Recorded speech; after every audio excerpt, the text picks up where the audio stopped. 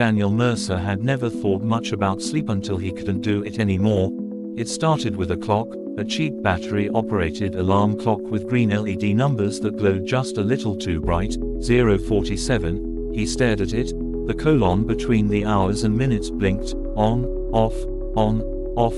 He exhaled. His breath was warm. The pillow was cool. He flipped it. Somewhere outside a car rolled over loose gravel. The sound was distant, unimportant. Daniel closed his eyes. Nothing happened. The room was dark but not dark enough. The streetlight outside filtered through the thin curtains, casting faint elongated rectangles across the carpet. He counted them. 1, 2, 3, 4. The fourth one was slightly shorter than the others. He wondered why that was. The thought meandered through his mind like a slow-moving river, going nowhere. The clock changed to 0:48. The new number seemed brighter somehow, more aggressive in its luminosity. He considered covering it with a shirt, but that would require getting up. Getting up would mean admitting defeat, admitting that sleep wasn't coming, and he wasn't ready to do that yet, not at 0:48, maybe at 1 o'clock he would reconsider. His left foot itched, just slightly, just enough to be noticed but not enough to demand scratching. He flexed his toes inside the sock. The fabric was slightly bunched near the toes. He should have straightened it before getting into bed. This was the consequence of rushing. The clock ticked over to 0:49. The colon continued its relentless blinking, a metronome for his wakefulness. His breathing slowed intentionally now.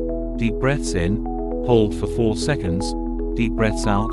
The technique had worked before, but tonight it felt like a pointless ritual, like whispering prayers to a god who'd stopped listening. The car outside had parked now, its engine clicking as it cooled. Someone's late return home. Footsteps on pavement. A key in a lock. A door opening and closing. Normal people sleeping normal sleeps. Daniel turned onto his side. The pillow was warmer now. He flipped it again. The cool side was slightly damp from condensation or maybe his own breath. He couldn't tell. The sheets rustled with the movement. The sound amplified in the quiet room. He settled again. His arm under the pillow now. The position that usually worked. Usually, but not tonight, never tonight. His bladder informed him it was slightly full, not enough to require attention but enough to be noticed, another obstacle in the path to unconsciousness. He ignored it. The clock glowed 0:53. He closed his eyes tighter, as if effort could force sleep to come. The darkness behind his eyelids was a shifting mass of faint colors, phosphenes dancing in the absence of light, shapes that meant nothing, patterns that dissolved when he tried to focus on them. His right leg twitched, a small involuntary muscle spasm, the kind that sometimes comes just before sleep, but he was still awake, painfully awake. The clock now read 0:55, each minute stretching out like taffy, slow and sticky. Time had lost all meaning, the night was infinite, sleep was a myth. He might as well have been the last person awake in the world. The thought was strangely comforting, the king of insomnia ruling over his domain of shadows and clock faces. His breathing had become automatic again, no longer the controlled measured breaths but the normal shallow respiration of wakefulness. Outside an owl called, or maybe it was a cat, some night creature going about its business, oblivious to his struggle. The pillow was warm again on both sides now. He was out of options. The clock ticked over to 0:57. He could try counting sheep, but that seemed childish. He could get up and read, but that would be admitting defeat. He could lie here and continue this futile battle until morning, which was coming, inevitably coming, but not soon enough, never soon enough. His mouth was dry. He should have brought water. Another mistake in a night full of them. The clock changed to 0:58. The numbers seemed to mock him. 2 minutes until the next hour, a meaningless milestone. He turned onto his back again, staring at the ceiling where a single crack ran from the light fixture toward the wall. He'd never noticed it before. How long had it been there? Was it getting longer? Probably not. Ceilings didn't work that way. But it looked longer tonight. Or maybe he was just seeing things. Sleep deprivation did that, made you see things that weren't there. Or maybe failed to see things that were. The clock changed to 0:59. 1 minute until 1 o'clock. Maybe the new hour would bring change. Maybe something would shift. Maybe sleep would finally come. He closed his eyes again, determined this time, really determined. He would sleep. He had to sleep. The alternative was unthinkable. The clock ticked over, the digits changed. 1 o'clock, a new hour, a fresh start. Daniel lay perfectly still, waiting, hoping. The night stretched on endlessly before him. Chapter 2. The weight of the blanket ***. The blanket was a standard 7-pound duvet filled with synthetic fibers designed to mimic down. Not too heavy, not too light, theoretically the perfect weight for optimal sleep conditions according to studies Daniel had half read in waiting rooms, but tonight it felt all wrong, pressing down on him like a lead apron at the dentist's office. He kicked one leg out from under it, exposing his left foot to the cooler air of the bedroom. The temperature differential was slight but noticeable. His toes immediately felt better, freer. Why did people even use blankets in the first place? They were just fabric prisons, societal constructs forced upon us from childhood, conditioned responses to conditioned environments. The clock now read 1:03, the colon still blinking with mechanical precision, a tiny green guillotine dropping every second. Daniel wondered who had decided that clocks should blink their colons. What purpose did it serve beyond reminding insomniacs of time's relentless march? His exposed foot was getting cold now, the initial relief giving way to discomfort. He pulled it back under the blanket, the fabric settling around him like a shroud. The weight was still there but now familiar again, his body adjusting to the pressure as it always did, always would. The ceiling crack seemed more prominent now that he'd noticed it, a thin black line against the off-white paint. Had it always been that dark? He couldn't remember. Memory was unreliable in these twilight hours, the edges of reality softening like butter left out too long. His bladder reminded him again of its slight fullness, not urgent but present, a background hum of discomfort. He considered getting up to relieve himself, but that would mean abandoning the fragile possibility of sleep that might be just around the corner. The next minute, the next breath, the next blink. The clock changed to 1:05. Time was both crawling and racing, each minute an eternity, but the night slipping away too fast. Soon it would be 2 o'clock, then 3 o'clock, then dawn would come with its cruel illumination, revealing another night of failed rest. Daniel turned onto his right side, facing the wall. The paint was slightly textured, tiny bumps and ridges visible in the faint light. He traced patterns in them with his eyes, meaningless shapes that morphed into faces then back into nothing. The pillow was warm again, but he was out of cool sides. He'd have to live with it, adapt, overcome. His right arm was going numb from being trapped beneath his body. He shifted slightly, the pins and needles starting almost immediately, tiny electric shocks running from elbow to fingertips. He flexed his hand under the blanket, the sensation fading slowly. The clock now read 1:08, though he couldn't see it from this angle. He knew it was there, always counting, always judging. A car passed outside, headlights sweeping across the wall in a slow arc, the shadows stretching then snapping back into place, the sound of the engine fading into the distance, leaving only silence and the faint hum of the refrigerator downstairs, a sound he usually didn't notice but now seemed deafening, a constant mechanical whir that would never stop, just like his thoughts, just like the blinking colon, just like the crack in the ceiling that was definitely, probably, maybe getting longer. He turned onto his back again, staring upward. The crack seemed to pulse slightly in his peripheral vision, a trick of tired eyes no doubt, nothing more. His breathing was shallow now, his mouth still dry, his body tired but his mind racing, thoughts bouncing around his skull like lottery balls, random numbers and fragments of songs and things he should have done yesterday and things he needed to do tomorrow. And why was that crack looking at him? It wasn't looking at him, cracks didn't look. He was losing it, just slightly, just enough to be concerning but not enough to be alarming. The clock changed to 1:12, the night was young, the night was old, the night was endless. Daniel closed his eyes and tried to imagine sleep, tried to conjure it through sheer willpower, but sleep was a fickle god and would not be summoned so easily. Chapter 3. The ceiling crack conspiracy ***. The crack in the ceiling had become Daniel's entire world now, a jagged black line that seemed to pulse in time with his slowing heartbeat as he lay motionless beneath it, his neck stiff from the awkward angle but unwilling to adjust lest he lose sight of even a millimeter of its progress across the plaster landscape, the rough texture of which he could suddenly see in excruciating detail as if his insomnia had granted him supernatural vision, each tiny bump and fissure in the white paint standing out in stark relief against the darkness.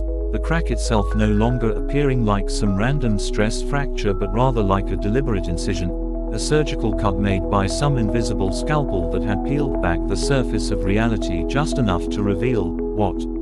Daniel didn't know, but his dry eyes refused to blink as he stared upward, his breath coming in shallow sips of air that barely disturbed the blanket's surface, the room around him fading into peripheral nothingness until only the crack remained, his entire universe narrowed to this single imperfection in an otherwise flawless ceiling, the crack that had definitely grown since he first noticed it 3 hours and 17 minutes ago, the glowing green numbers of the clock burning 3:24 into his retinas when he'd last dared glance away, the crack that now seemed to have developed faint tributaries branching off at irregular intervals like some alien river system mapped across his ceiling, the crack that was, he was certain now, inhaling ever so slightly, the edges trembling almost imperceptibly as if the ceiling were breathing, an optical illusion surely, a trick of exhausted eyes and sleep-deprived brain chemistry, but when he experimentally held his own breath the movement continued, a slow undulation that sent tiny puffs of plaster dust drifting downward like snow in reverse,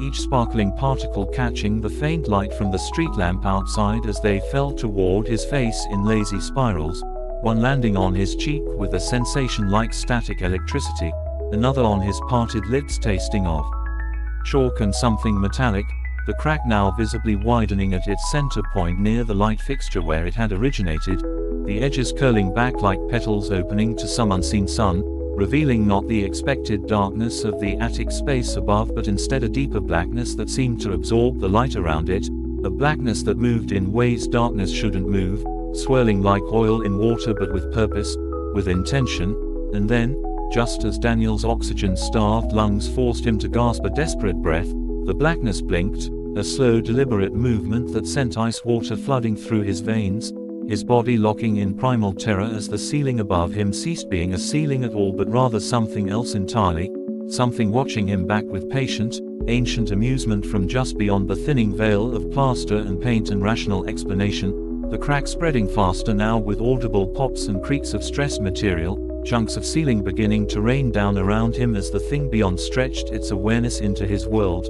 into his bedroom, into the air above his paralyzed form.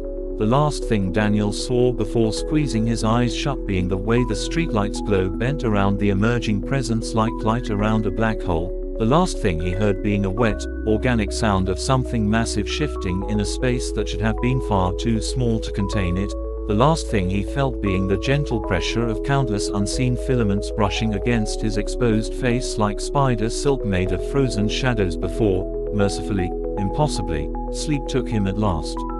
Chapter 4. The First False Awakening ***. Daniel's eyes snapped open to the same bedroom bathed in early morning light, the digital clock now reading 6:17 a.m. in its same aggressive green glow, his body drenched in sweat that had soaked through the sheets beneath him as he gasped for air like a drowning man breaking the surface, his hands immediately flying to his face to check for remnants of the plaster dust that had definitely just been falling on him, his fingers coming away clean but trembling uncontrollably as his heart pounded against his ribs hard enough to ache, the ceiling above him now showing no signs of the terrifying crack that had clearly just been there moments ago, the smooth white surface completely unblemished save for the single cobweb in the corner that had been there for months, the rational part of his brain already scrambling to explain away the entire experience as some hyper-vivid sleep paralysis episode or stress hallucination, except he could still taste the chalky metallic flavor on his tongue and feel the ghostly imprint of those unseen filaments brushing his skin,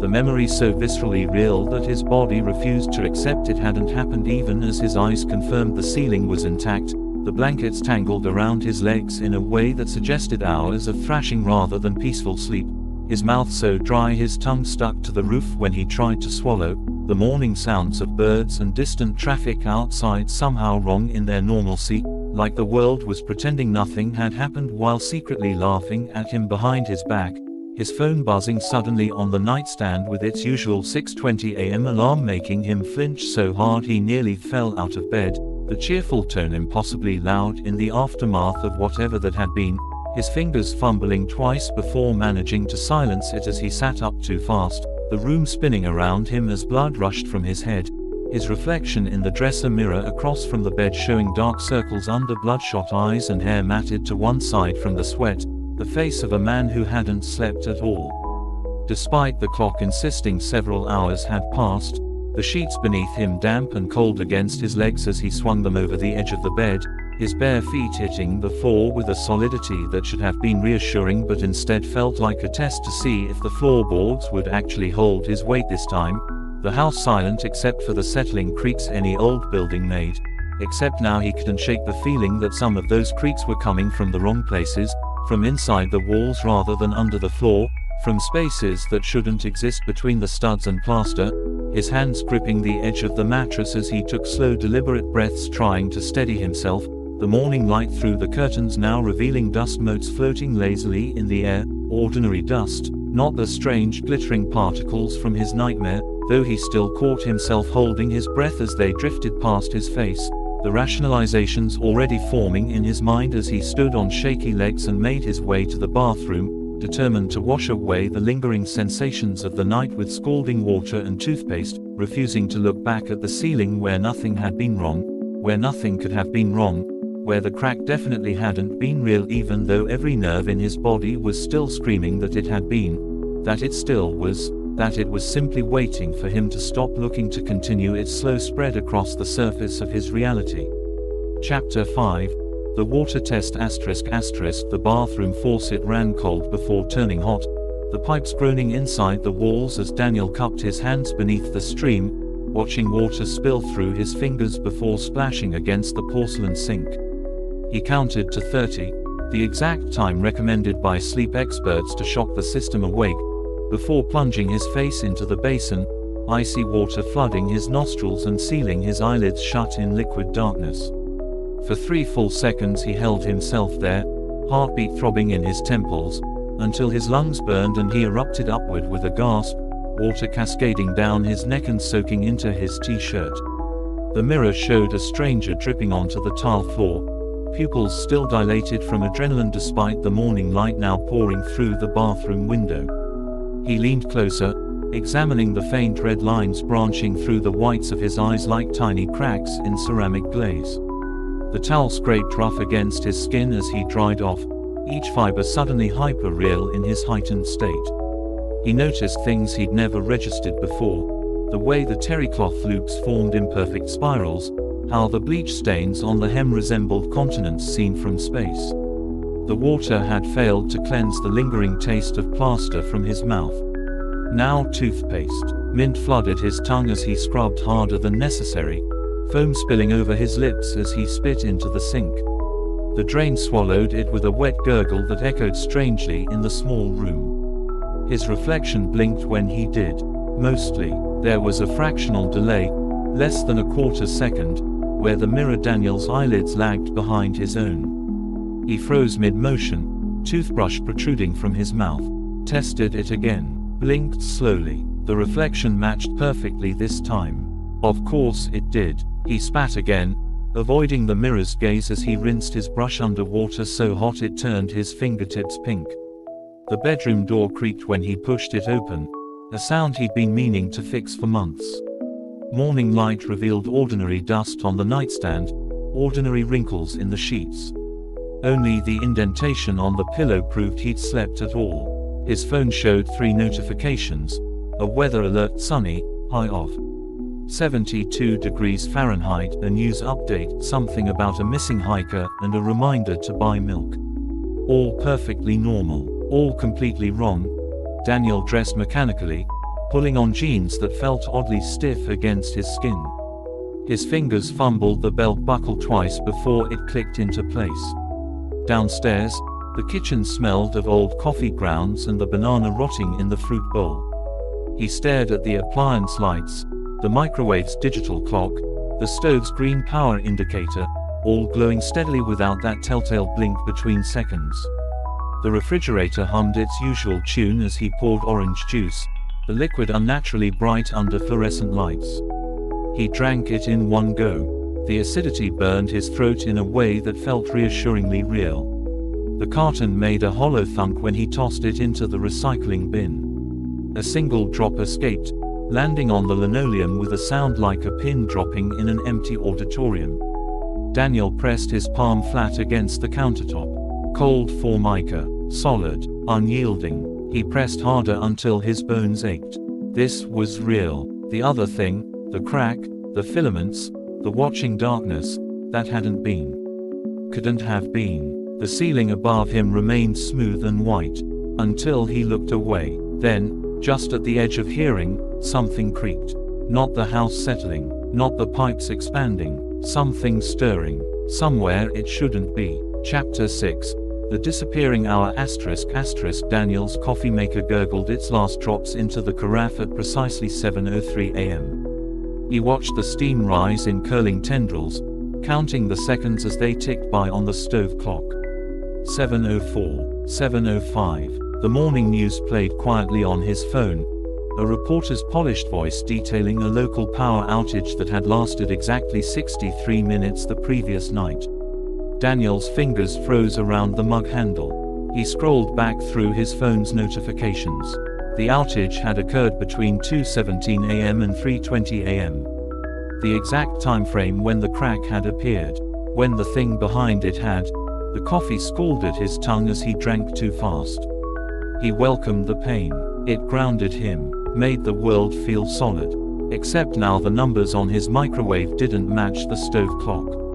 The microwave insisted it was 7:08. The stove claimed 7:11. Daniel's reflection in the toaster's chrome surface showed dark circles under his eyes. He leaned closer. The reflection didn't. A crash from upstairs sent his heart into his throat. The bedroom door stood open when he reached it, though he'd closed it behind him earlier. A picture frame lay shattered on the floor, the vacation photo from the Grand Canyon last year. Glass shards formed jagged patterns around it, except, the cracks radiated outward too perfectly. Like spider legs, like something had landed in the center and Daniel knelt. His breath fogged the glass fragments. Between them, barely visible, tiny scratches in the hardwood. Not random, not accidental. Letters. Look up, ***. The ceiling light flickered once. Twice. Then died. In the sudden half-darkness of early morning, the crack had returned. Wider now, hungrier, and this time, it was smiling. Chapter 7. The smile in the plaster ***. The crack stretched wider than before, its edges no longer jagged but smooth and deliberate like lips parting in a grin, the darkness within pulsing gently as Daniel stood frozen beneath it, his socks damp from the spilled orange juice he'd stepped in during his frantic dash upstairs, the sticky sweetness now mingling with the taste of copper in his mouth where he'd bitten his tongue, the smile in the ceiling widening incrementally as he watched, not a trick of the light but an actual physical reshaping of the plaster as if the house itself were rearranging its bones. To better accommodate whatever lived between the walls, his phone buzzing insistently in his back pocket with some new notification he couldn't bring himself to check, the broken glass from the picture frame crunching underfoot as he took an involuntary step backward, his pulse hammering so loudly he could feel it in his eyeballs, the scratch marks on the floor now clearly forming words that hadn't been there seconds ago, closer, written in the same jagged script as before but with fresh sawdust sprinkled around the letters as though carved by invisible fingernails, the temperature in the room dropping suddenly enough to raise goosebumps on his arms, his breath visible in the air despite it being early September, the crack's edges curling upward like paper held too close to a flame, the blackness within no longer empty but textured, shifting, resolving into something that looked suspiciously like teeth, not human teeth but something longer and sharper and far too numerous, arranged in rows that stretched back into impossible depths, the street noises outside cutting off abruptly as if someone had hit mute on the world, the silence so complete Daniel could hear the wet clicking sounds coming from inside the walls, the smell of ozone and damp earth flooding the room as the crack widened further with a sound like tearing cartilage, the smile now stretching nearly wall to wall, the teeth vibrating slightly as a low hum filled the air, not a sound but a vibration that made Daniel's fillings ache and his vision blur at the edges, his reflection in the remaining unbroken mirror across the room no longer matching his movements but instead standing perfectly still with its head tilted at an unnatural angle, its mouth moving silently as the thing in the ceiling began to peel back further, revealing glimpses of something slick and glistening moving just beyond the threshold, the bedroom door slamming shut behind him with enough force to rattle the windows, the doorknob melting like wax when he grabbed for it, his fingers sinking into the metal as the hum escalated into a shriek that bypassed his ears entirely and vibrated directly in his skull, the light bulb in the overhead fixture exploding in a shower of glass that froze mid-air like glittering insects caught in amber, each shard reflecting not the room but endless variations of Daniel's face twisted in terror, the teeth in the ceiling beginning to rotate slowly like some horrific garbage disposal made of bone and shadow, the air pressure dropping so rapidly his ears popped, the taste of blood and electricity flooding his mouth as his reflection finally spoke in perfect unison with the thing in the ceiling, their voices layered and distorted like a recording played backward at half speed, asterisk, you should have slept when you had the chance. Asterisk, asterisk, asterisk, Chapter 8. The house exhales, asterisk, asterisk, the walls began breathing in deep, shuddering gasps as Daniel clawed at the melted doorknob, his fingers coming away streaked with metallic paint that smelled like rotting meat and motor oil, the smile in the ceiling stretching until it bisected the entire room with a wet tearing sound that vibrated through his molars, the teeth retracting suddenly like a carnivorous plant recoiling before the strike, the blackness beyond the crack swelling outward in a slow, gelatinous wave that distorted the light around it like heat haze over pavement, Daniel's reflection stepping out of the mirror with a sound like peeling tape, its movements jerky and uneven as if learning to use muscles for the first time, the floorboards warping beneath their feet, his and not his, into strange geometric patterns that made his eyes water to look at directly, the air so thick now he had to push through it like swimming in syrup, his clothes clinging to his skin with a dampness that had nothing to do with sweat, the not Daniel reaching for him with fingers that kept elongating and retracting like taffy being pulled, its mouth unhinging slowly to reveal the same impossible teeth as the ceiling smile just as the first tendrils of darkness dripped from the crack like thick black sap, splattering across the bedspread in Rorschach patterns that squirmed before his eyes, the buzzing in his fillings escalating to a frequency that made his nose bleed in sudden crimson streams, the taste of pennies and burnt hair flooding his mouth as the walls pulsed inward with a creaking groan, the house inhaling sharply before the pressure reversed with enough force to pop his eardrums, a deafening silence swallowing all sound as the darkness finally surged forward in a wave that erased all distinctions between ceiling and floor and mirror and flesh, the last thing Daniel comprehending before the void took him being the horrifying realization that the teeth had always been there, in the walls, in his dreams, in the spaces between seconds on the digital clock, and they'd been smiling at him every night of his life, waiting patiently for him to notice. Chapter 9. The false dawn asterisk asterisk Daniel woke, or thought he woke, to golden sunlight streaming through curtains he didn't remember opening, the clock radio playing soft static that almost resembled a morning talk show, his body tangled in sweat-damp sheets that smelled faintly of lavender and something darker beneath it, like wet soil turned over in a graveyard. The ceiling was whole again, smooth and unbroken, the walls standing at perfect right angles, the air stale but ordinary. His tongue probed the inside of his mouth, no blood, no metallic aftertaste, just the sour remnants of sleep. He sat up slowly. His phone lay on the nightstand, screen dark. When he pressed the power button, it blinked to life, asterisk 7:30 a.m. September 12th, 72 degrees Fahrenheit, sunny, no notifications, no missed calls, no record of any power outage. The bedroom door was closed. The shattered picture frame was gone. The hardwood floor bore no scratches, no messages, no signs of anything amiss. Daniel exhaled, running a hand through his hair. A dream, a nightmare, a stress-induced hallucination. Then he saw it, on the back of his hand, barely visible against his skin, a thin white line, like a scar, but too straight, too perfect. A crack, and when he held it up to the light, he could have sworn, just for a second, that the edges of it asterisk asterisk pulsed. The radio static swelled suddenly, a voice breaking through, not the morning host, not any voice he recognized, whispering a single phrase before cutting back to noise. "You're still asleep."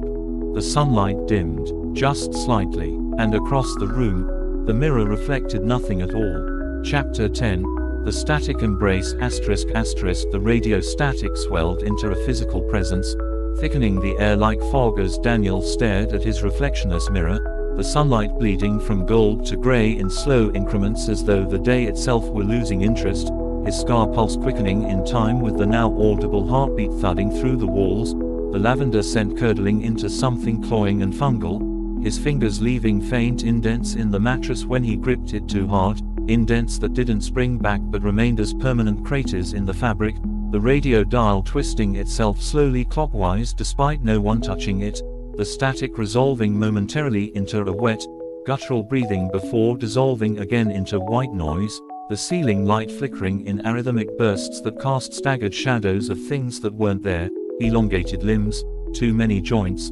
fingers that branched like coral, across the newly unmarked walls, the temperature dropping between one blink and the next until his exhales hung visible before him, each breath shorter than the last as the scar on his hand yawned open just enough to reveal not blood or muscle but the same impossible blackness that had lived behind the ceiling crack, the edges of the tiny maw flexing like gills as it drank the light around it, the mirror finally offering a reflection, but not his, just the suggestion of something standing directly behind him, its outline blurred as if seen through warped glass, its hands resting on the headboard just inches from his shoulders, the radio suddenly cutting to perfect silence as all the electricity in the house died at once, plunging the room into a blackness so complete it felt like being buried, the scar mouth on his hand vibrating with a soundless hum that traveled up his arm and into his chest cavity, nesting there beside his pounding heart, the mattress dipping beneath unseen weight as the reflections not hands finally made contact,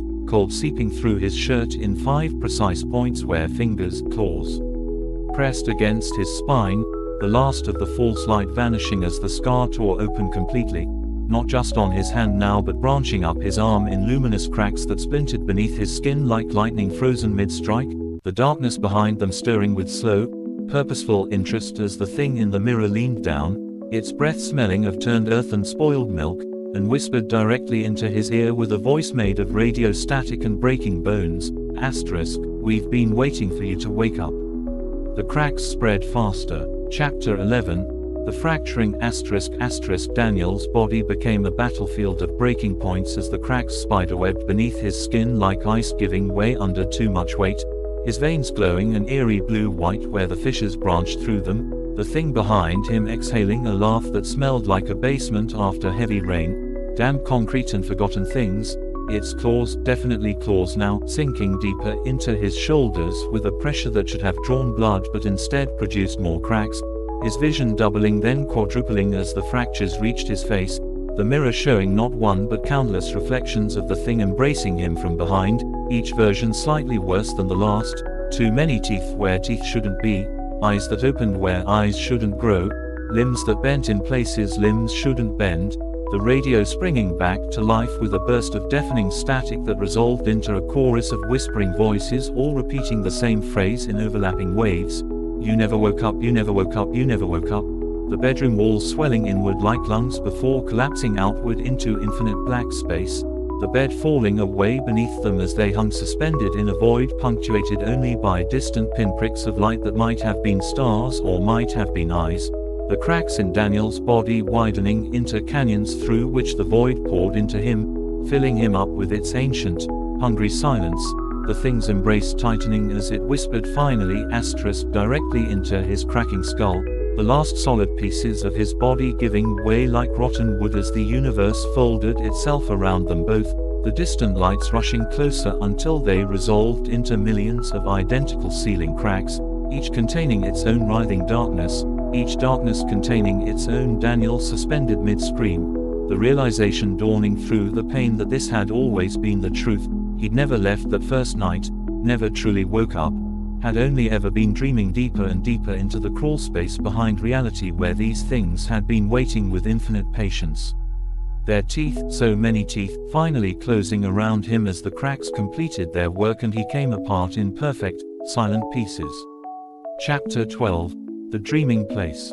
Daniel opened his eyes, or the idea of eyes, to a world of shifting grays and impossible geometry, his consciousness adrift in a space that existed between the walls of reality, where time folded in on itself like origami left in the rain. The cracks had carried him here, to this place where the rules of flesh and physics dissolved into whispers. He tried to move, but he had no body anymore, just awareness, a flickering point of self in an ocean of static. Around him, other shapes drifted, faint, half-formed things that might have been people once, their edges blurred like pencil sketches smudged by a careless thumb. Some of them screamed silently. Some laughed. Some simply repeated the same meaningless phrases in looping, broken echoes. I need to wake up. This isn't real. They're in the walls. And beneath it all, the hum. The great, endless vibration that wasn't sound but the sound of absence, the white noise of existence unraveling. It pulsed through him, through the drifting not people, through the walls of this place that weren't walls at all but the thin, trembling film between dreams and whatever lay beneath them. Then, movement. Something vast stirred in the deeper dark, beyond the grey. Something that noticed him. Daniel, was he still Daniel? Felt its attention like pressure, like the moment before a storm breaks. The other fragments of dreamers scattered, their whispers cutting off mid-syllable as they fled into the folds of the place. But he couldn't move. The presence drew closer, its shape refusing to resolve into anything his mind could comprehend, only the impression of scale, of age, of teeth that weren't teeth but cuts in the world itself. When it spoke, it used his own voice, the one he'd had before the cracks took him. You were never supposed to see behind the curtain. The static surged, the grey dissolved, and Daniel remembered, really remembered, the first night he'd ever woken up screaming as a child, the way his mother had hushed him, told him it was just a bad dream, that none of it was real.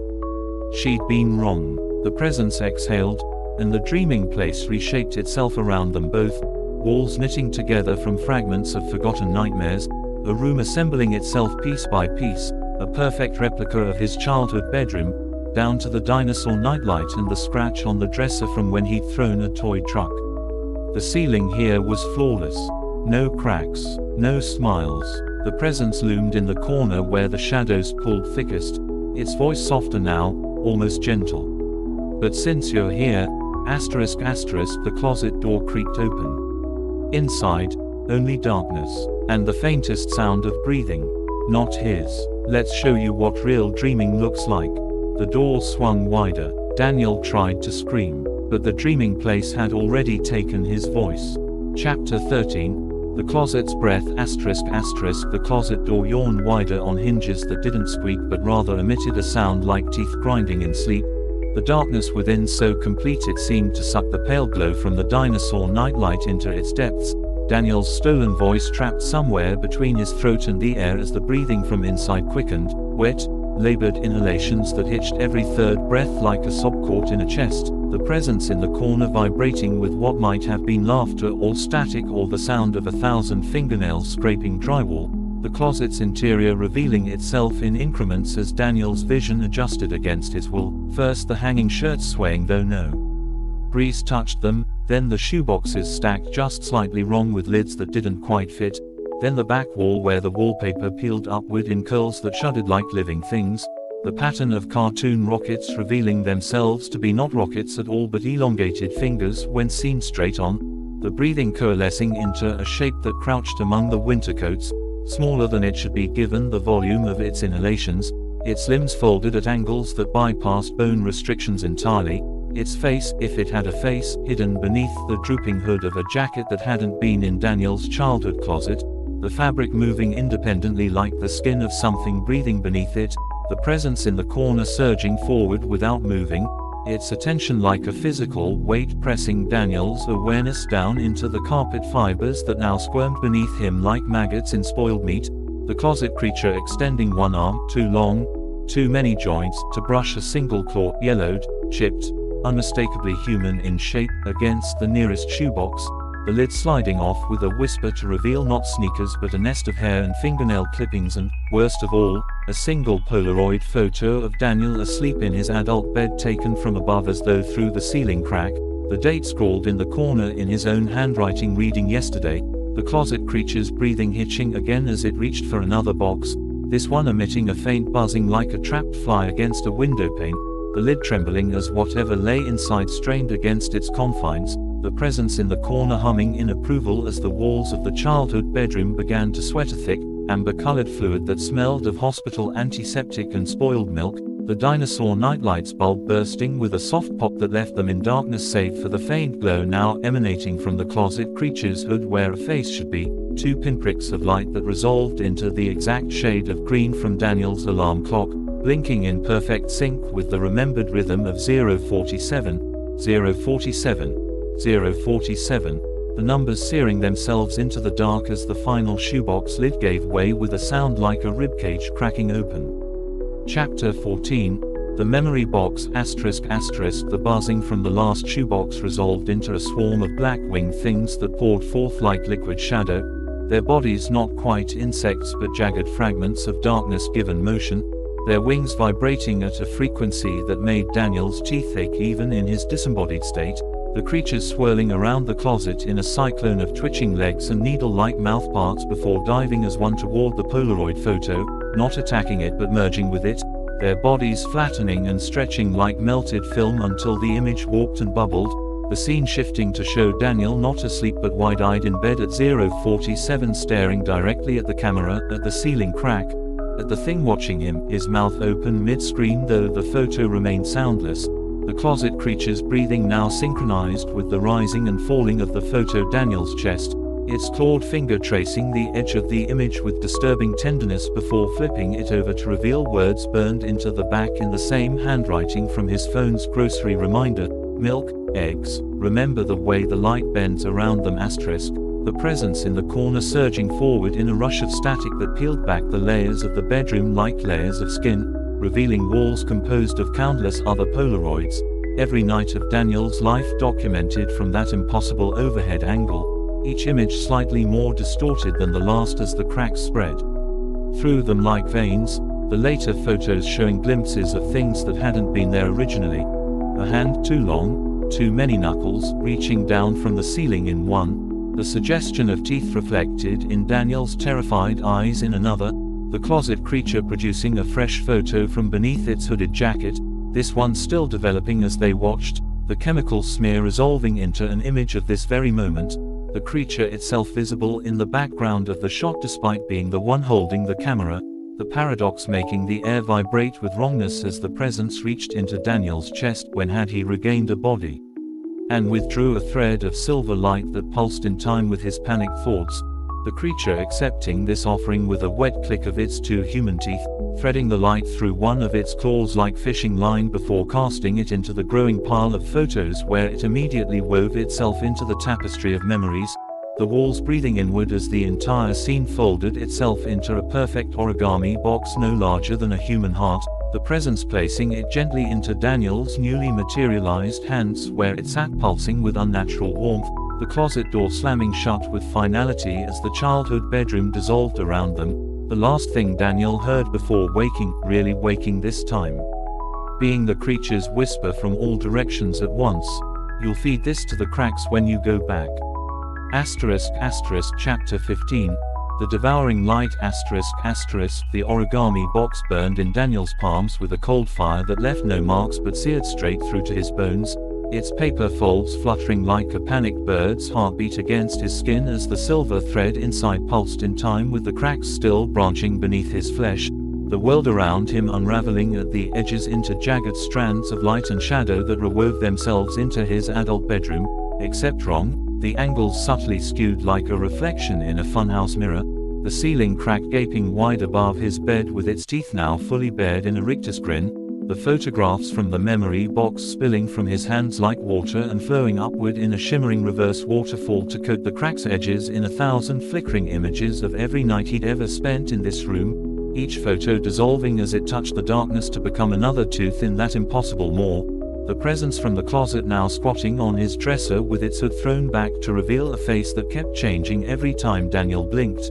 his mother's exhausted smile, his childhood doctor's furrowed brow, the barista who'd served him coffee yesterday, all stitched together with the same silver thread that now spilled from his own chest in a glowing umbilical cord, The creature's mouth, currently his mother's, opening far too wide to whisper asterisk.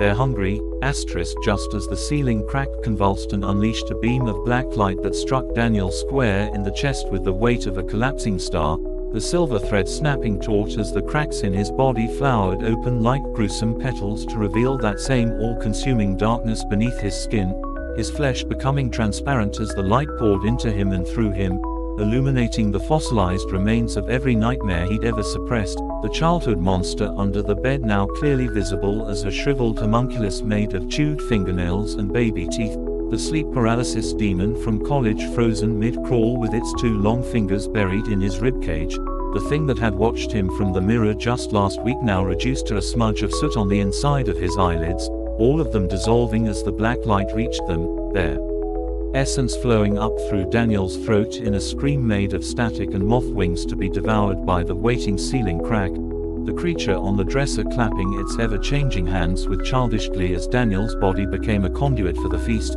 his bones vibrating like tuning forks struck at the exact frequency of terror, the photographs now cycling faster and faster until they blurred into a single continuous scream of light and time and memory, the origami box crumbling to ash in his hands as the last of his hidden nightmares was ripped free and consumed, leaving him hollowed out and weightless as the crack finally closed with a satisfied sigh, the silver thread snapping back into his chest with enough force to knock him onto the bed where he lay gasping like a fish tossed onto dry land, the creature's laughter fading along with his vision as the world dissolved into white noise and the distant, mocking chirp of a digital alarm clock announcing 7 a.m. like nothing had happened at all.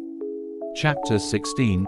The hollow morning asterisk, the alarm's shrill beeping carved through Daniel's skull like a scalpel, his body jerking upright in bed with a violence that sent pain shooting through muscles he didn't remember having, the sheets tangled around his legs in damp knots that smelled of sweat and something faintly metallic, his hands flying instinctively to his chest where the silver thread had vanished but left behind a phantom ache deep behind his sternum, the kind of pain you only feel when breathing in too fast on a winter morning, the bedroom swimming into focus around him with a surreal normality that made his stomach lurch, sunlight streaming through the curtains in cheerful yellow stripes that illuminated dust motes dancing lazily through the air, the ceiling smooth and unbroken above him, the walls standing at perfect right angles, the closet door firmly shut with no trace of breathing or movement behind it, his phone blinking innocently on the nightstand with a notification from the weather app promising another sunny day, the digital clock's numbers frozen at 7:02 as if waiting for him to acknowledge their mundanity,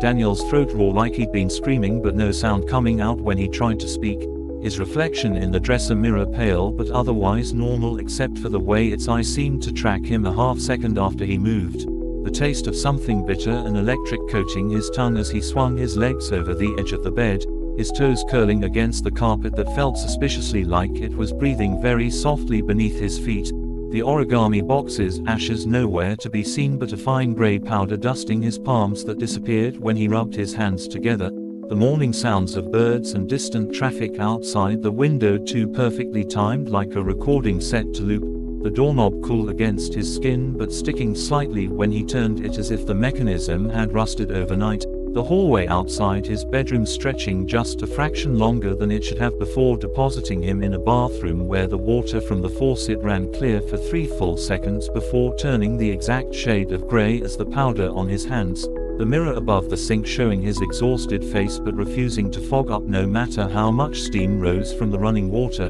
his toothbrush vibrating faintly in its holder as if shaken by some distant tremor, the tube of toothpaste yielding a viscous silver gel that smelled faintly of ozone when he squeezed it onto the bristles, the first scrub against his molars sending a jolt through his jaw that made his vision whiten at the edges for one terrifying second where he could have sworn the bathroom walls turned transparent to reveal countless other Daniels in identical bathrooms all brushing their teeth in perfect unison, the illusion shattering when he spat out a mouthful of froth that swirled down the drain in spiral patterns too precise to be random, the face in the mirror smiling slightly wider than his own for just an instant before settling back into exhausted normalcy, the towel rough against his skin like it had been starched with crushed glass, the smell of coffee brewing downstairs somehow both comforting and deeply wrong in ways he couldn't articulate, his reflection in the hallway mirror pausing mid-step as he walked by before hurrying to catch up, the stairs creaking underfoot in a rhythm that almost formed words if he listened too closely,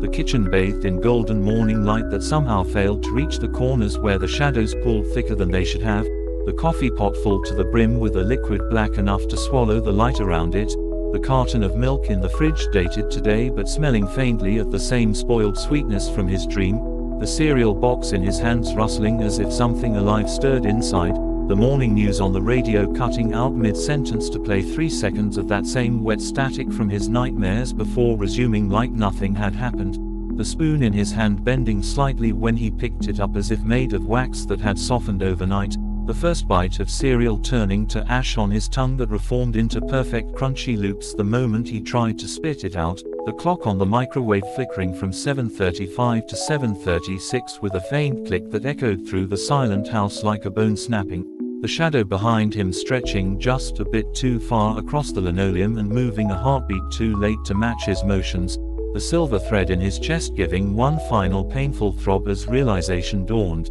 This wasn't waking up at all. This was the thing in the ceiling digesting. Chapter 17.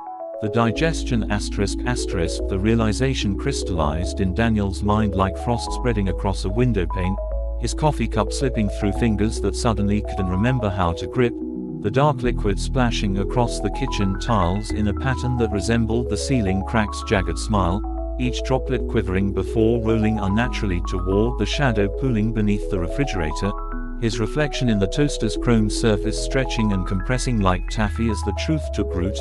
This wasn't morning, wasn't reality, just another layer of the thing's consumption, the silver thread in his chest pulsing in time with the house's hidden rhythms, the walls exhaling a warm breath that smelled of old newspapers and wet dog hair, the overhead light flickering in sync with his blinking, the shadows in the corners of the room twitching whenever he wasn't looking directly at them, the coffee stain on the floor now seeping upward against gravity to form thin black vines that climbed the cabinet doors with insectile precision, the cereal in his bowl shifting shapes between milk soggy loops and tiny human teeth depending on how the light hit them, the refrigerator's hum tuning itself to match the frequency of his tinnitus, the digital clock on the stove counting backward from 7:41 to 7:40 with a soft electronic whimper, his own breathing becoming synchronized with the house's creaks and groans as if the building had taken up residence in his lungs, the silver thread in his chest tugging insistently toward the ceiling where the plaster remained smooth and unbroken but now faintly translucent,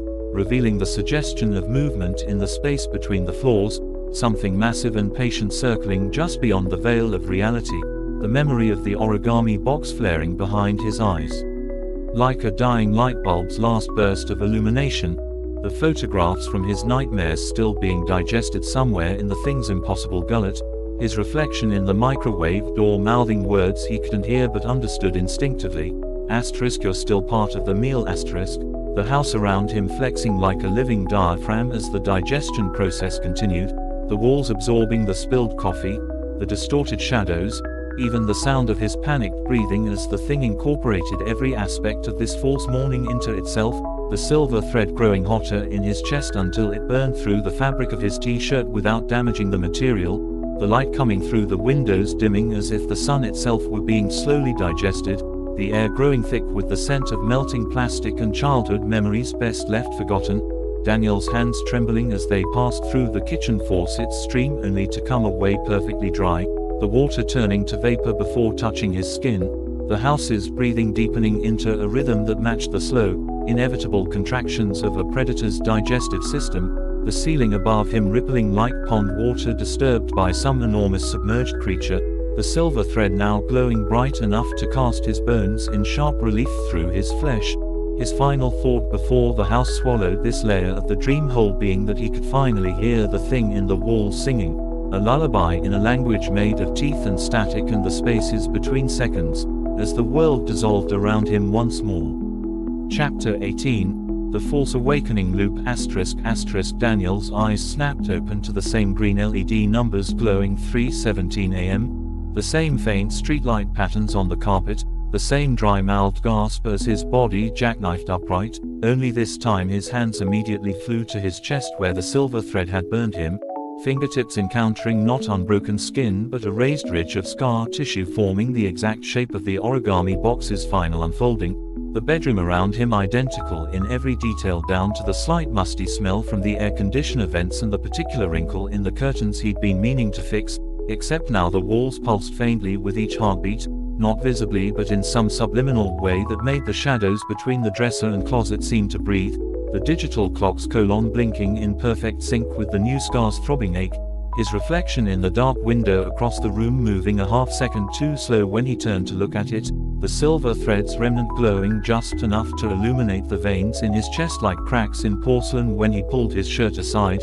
the ceiling above him pristine and smooth but now with a single almost imperceptible shimmer along the exact path where the crack had been, as if someone had painted over it with glow in the dark varnish, the house settling around him with a creak that formed the first 3 notes of the lullaby from his digestion dream, the sheets tangled around his ankles in the exact same configuration as every other false awakening, his phone buzzing on the nightstand with a notification that vanished when he reached for it, leaving only a faint heat signature on the glass that spelled out remember in quickly fading letters, the taste of the black light still coating his tongue like battery acid and burnt sugar, his bladder suddenly full despite having just supposedly slept for hours, the walk to the bathroom revealing that all the photos in the hallway now showed versions of himself from slightly wrong angles, his left side where his right should be, his hair parted opposite of how he wore it, the bathroom mirror fogged over despite the room being cold, his handprint remaining unnaturally crisp in the condensation when he wiped it clean,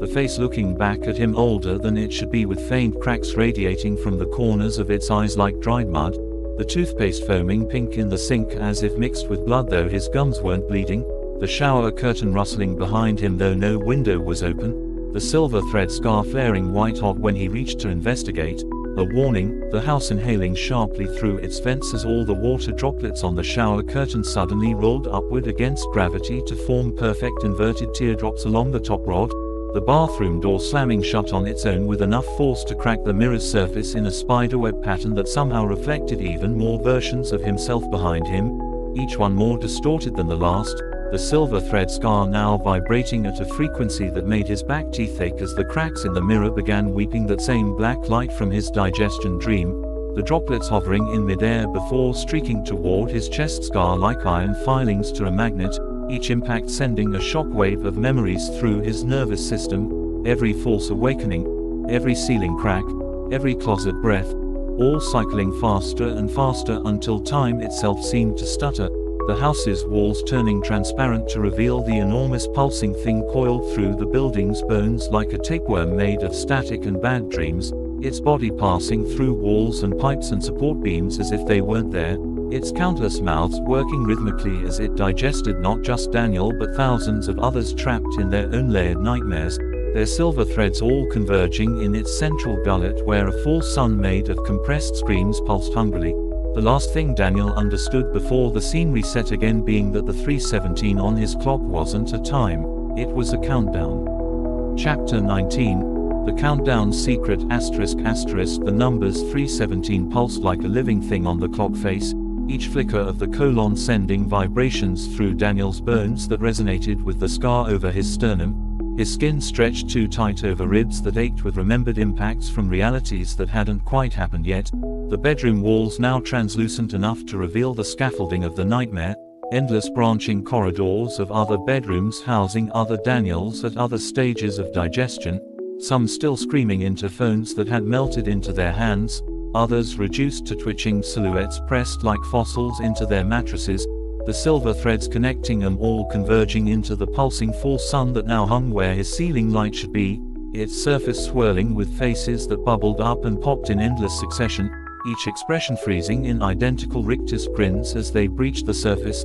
the clock's numbers shifting to 3:16 with a sound like a vault door unsealing, the sudden release of pressure making Daniel's ears pop as the walls began extruding thick ropes of blackened saliva that dripped onto the carpet without leaving stains, the photographs on the dresser melting into their frames to reveal their true subjects, not vacation snapshots but surveillance images of Daniel sleeping at various ages, each with the same crack in the ceiling above him and the same shadowy figure peering down through it, the earliest dated to his 4th birthday party where he'd famously slept through the cake cutting, the silver thread scar on his chest now splitting open with a sound like tearing parchment to reveal not blood or muscle but a miniature version of that false sun spinning hungrily behind his ribs, its light casting his shadow in all directions at once as the clock hit 3:15 and the bedroom door swung open by itself to reveal a hallway stretching into impossible distances, the walls lined with clocks all counting down from different starting points but converging on the same inevitable zero,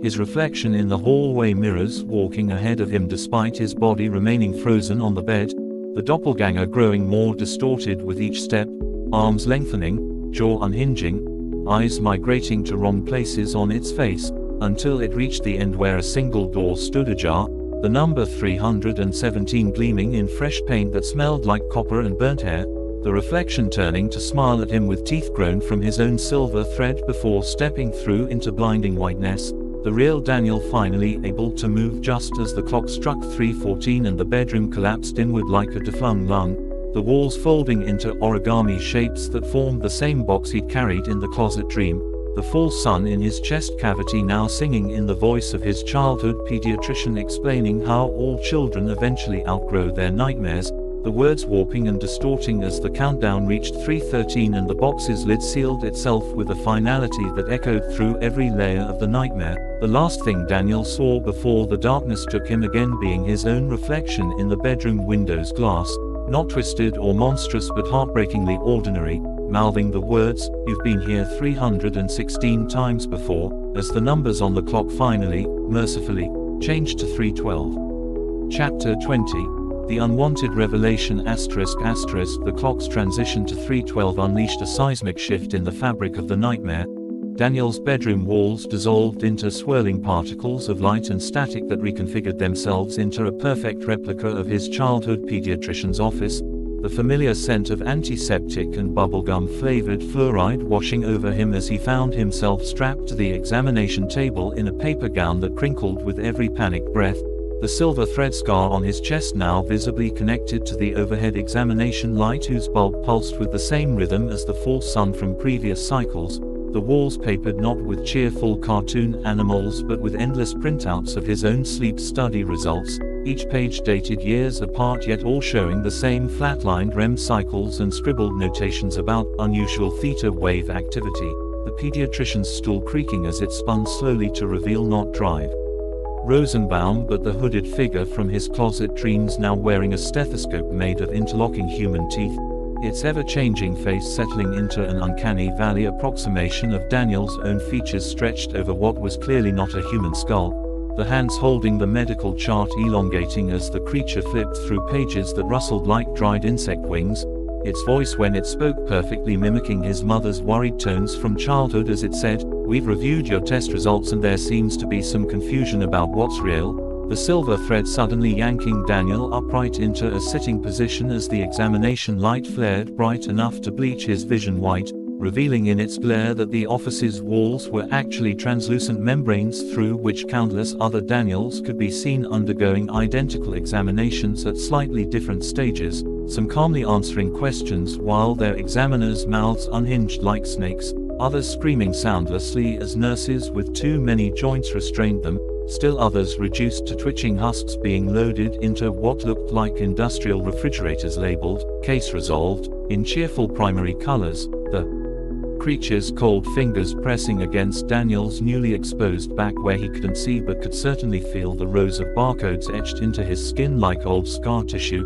its breath smelling of childhood cough syrup as it whispered, "You never woke up from your 4-year-old checkup, Daniel," the walls around them vibrating with the force of this revelation as the examination table melted into his adult bed, the medical equipment transforming back into bedroom furniture but now visibly aged, the wood warped, the metal corroded, the sheets yellowed with decades of use, the digital clock's display now showing not numbers but the words, "Time of Death," in the same green LED glow, the silver thread in his chest pulling taut as the hooded figure leaned in close enough for Daniel to see that its ever-changing face was actually just thousands of tiny versions of his own sleeping visage stitched together with the same glowing filament that now connected him to the ceiling. The last coherent thought he had before the cycle reset again being that the countdown wasn't counting down at all, It was counting up from some primordial moment he'd spent his whole life trying to forget.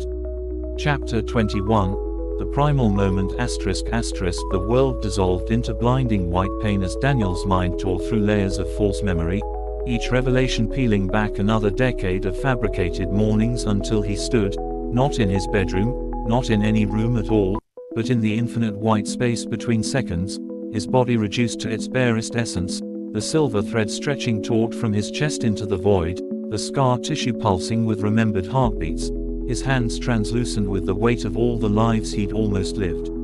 The countdown clocks floated around him like jellyfish in some cosmic aquarium, their numbers frozen at different points between 317 and 0, each face reflecting a different age of Daniel from toddlerhood to the present, all sharing the same wide-eyed expression of dawning horror.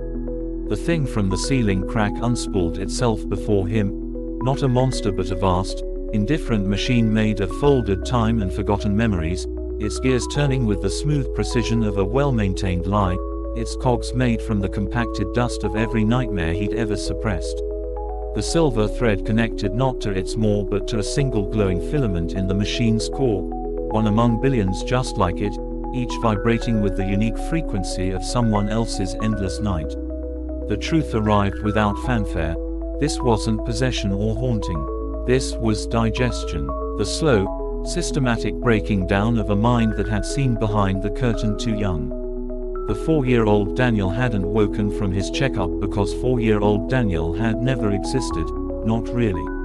Just another layer in the thing's endless processing of raw terror into manageable fiction. The machine shuddered as this realization took hold, its mechanisms stuttering like a skipped record, the white space flickering to reveal glimpses of the truth, a hospital room that smelled of disinfectant and burnt wiring, a child's body hooked to machines that didn't exist in any medical textbook, doctors with mirrored faces consulting charts that showed brain activity patterns no human should produce, his mother's voice, his real mother's voice, whispering, "He just won't wake up," through static that thickened with each passing year. The countdown clocks all struck 0 in unison. The silver thread snapped, and Daniel Mercer finally, truly, woke up. Chapter 22. The first real morning ***. The beeping came first, steady, rhythmic, not the digital chirp of an alarm clock but the flatline tone of hospital equipment. Daniel's eyelids felt like they'd been welded shut, his body simultaneously too heavy and not there at all. When he finally forced his eyes open, the light stabbed through his pupils straight into the primal core of his brain. The ceiling above him was acoustic tile, not plaster. The smell was antiseptic, not lavender laundry detergent. The restraints around his wrists weren't shadows or nightmare tendrils but honest-to-God hospital straps, the kind with thick padding and quick-release buckles.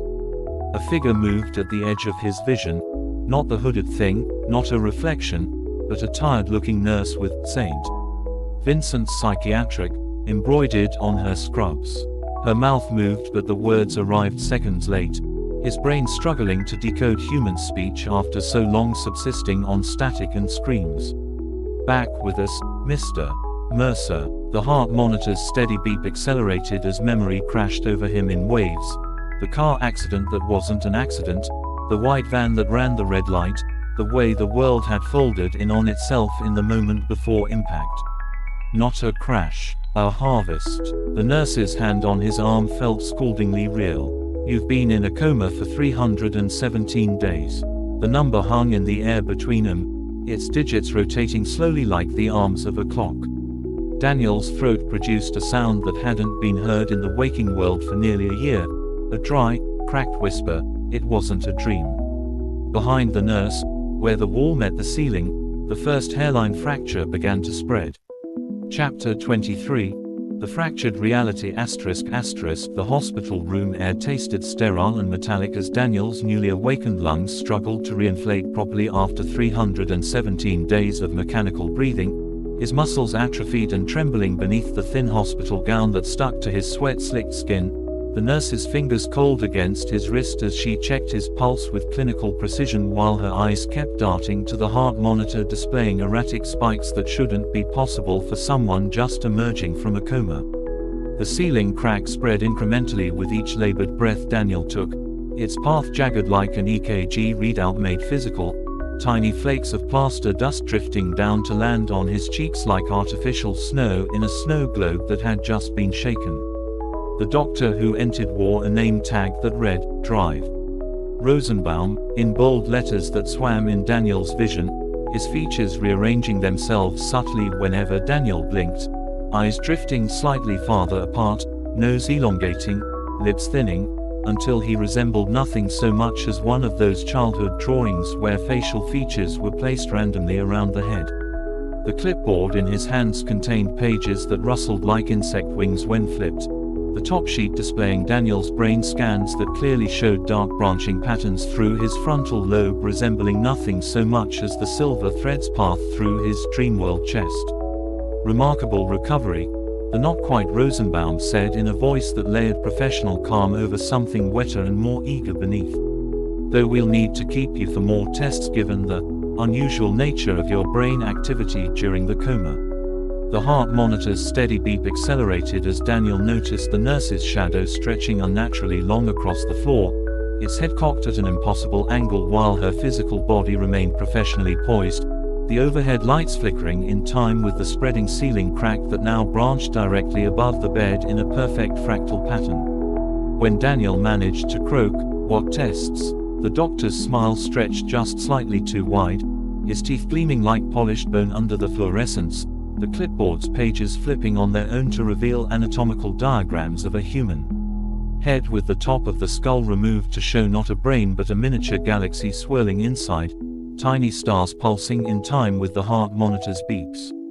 The nurse's shadow detached completely now, slithering up the wall to merge with the growing crack as the real nurse continued taking vitals, her hands freezing when Daniel's heart rate spiked into dangerous territory, the monitor's alarm blaring as the ceiling split open with a sound like 1,000 sheets of paper being torn simultaneously, revealing not hospital infrastructure but the same infinite white space from Daniel's coma visions, the silver thread, still connected to his sternum despite having snapped in the dream, now glowing hot enough to burn through the hospital gown as it stretched taut into the void.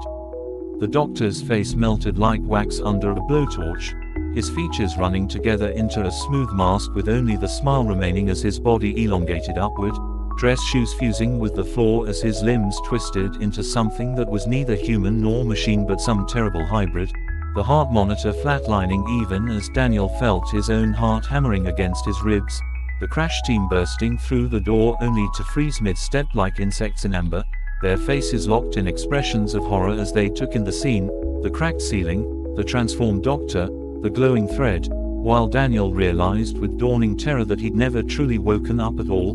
This was simply another layer of the nightmare, deeper and more convincing than before but a construct nonetheless, the silver thread in his chest pulling him inexorably upward as the hospital dissolved around him into its component atoms, the last thing he heard before the white swallowed him whole being the doctor thing whispering, "You'll keep digging until you find what's at the center," as the world reset once more.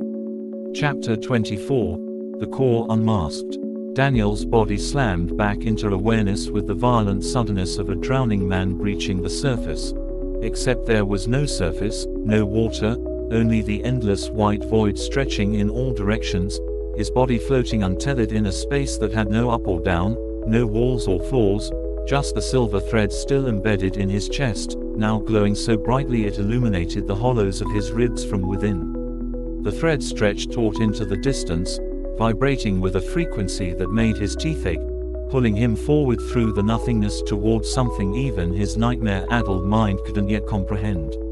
Time didn't exist here, or if it did, it moved in spirals rather than lines, but after what might have been seconds or centuries, the void began to change.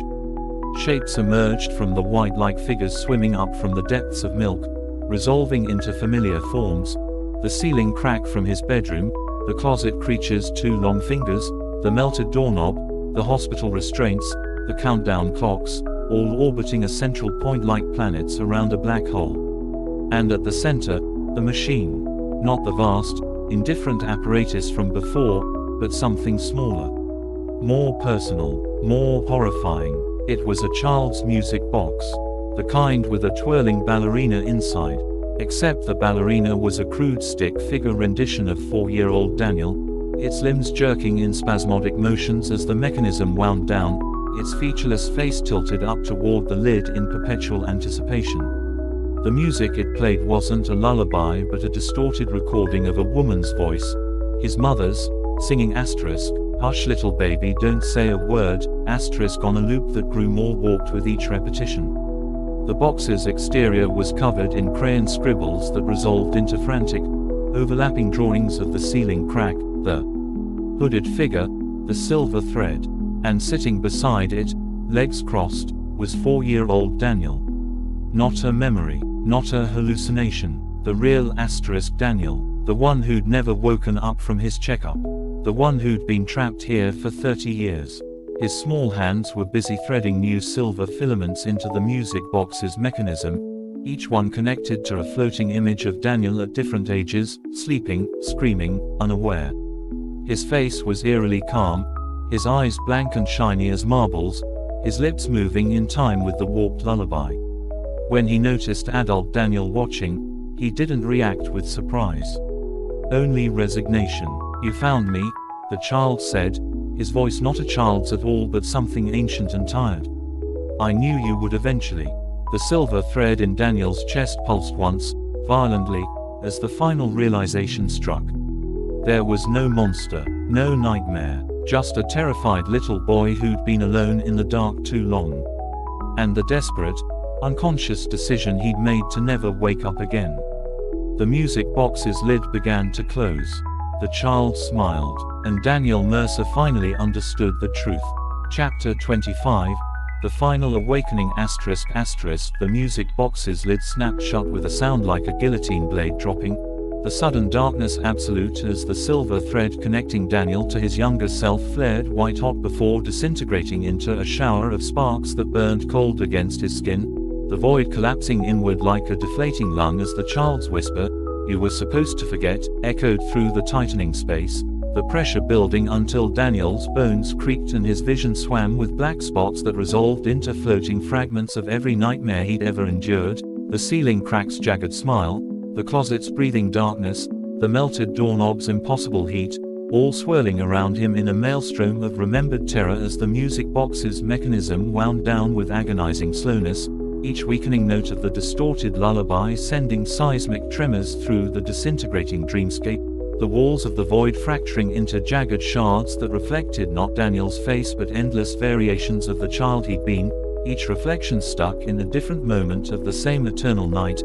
the air itself thickening into syrup as the last of the oxygen burned away, his lungs screaming for breath that wouldn't come as the final note of the lullaby stretched into an endless drone that vibrated through his disintegrating bones, the darkness pressing in from all sides with the weight of 30 years of buried trauma, the last of the light dying as the music box's spring gave one final, shuddering twist, and then silence. Absolute, perfect, until, beep, a single, steady electronic pulse cut through the nothingness. Then another, and another. The heart monitor's rhythm was the first anchor as Daniel's senses rebooted one by one.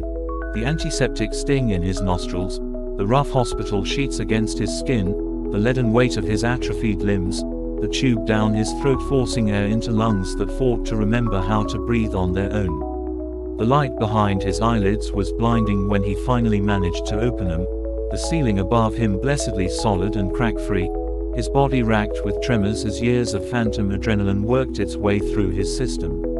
The nurse who appeared in his field of vision had normal shadows, normal teeth, normal everything as she fumbled with his restraints and shouted for the doctor. The pain was excruciating, the confusion overwhelming, the relief incomplete, because as the medics swarmed his bedside and the reality of his situation came into focus, 317 days lost, a life to rebuild, a mind to heal, Daniel couldn't shake the feeling that something had followed him back. Not the child, not the nightmares, but the quiet, persistent certainty that somewhere beneath the layers of sedation and sanity, the music box was still playing. And one day, when he least expected it, the lid would open again. Chapter 26, The lingering note ****, the hospital room's fluorescent lights buzzed like dying insects as Daniel's fingers twitched against the bedsheet, his muscles atrophied and uncooperative after nearly a year of coma-induced stillness, the heart monitor's steady beat now syncing with the phantom rhythm of the music box's final notes that still echoed in the hollows of his skull, the doctor's voices washing over him in waves of medical jargon that couldn't quite mask their underlying tension, unprecedented neural activity during coma, and highly atypical REM patterns, and the particularly concerning, spontaneous theta wave synchronization, their pens scratching against clipboards in time with the itch developing beneath Daniel's sternum where the silver thread had once anchored itself, the nurse's careful ministrations doing nothing to alleviate the growing pressure behind his eyes that made the world occasionally stutter like a skipping record, revealing flashes of something else lurking just beneath the surface of reality, the orderly's shadow stretching a second too long when he turned away, the IV bag's contents swirling with minuscule black particles that disappeared when examined directly, the reflection in the bathroom mirror that sometimes failed to match his movements by the slightest fraction of a second, all of it building toward an unbearable tension that peaked during his first physical therapy session when the simple act of standing sent white-hot pain through his legs and simultaneously caused every clock in the rehabilitation center to skip forward exactly 3 minutes and 17 seconds. An event the staff dismissed as a power surge but which left Daniel shaking with the unshakable knowledge that time itself had bent around his suffering, the music box's influence lingering like radiation poisoning in his bones, its melody now replaced by the constant low hum of hospital machinery that sometimes, in the quietest hours of the night, resolved into the faintest whisper of a child's voice counting backward from numbers that didn't exist in any mathematics Daniel had ever known.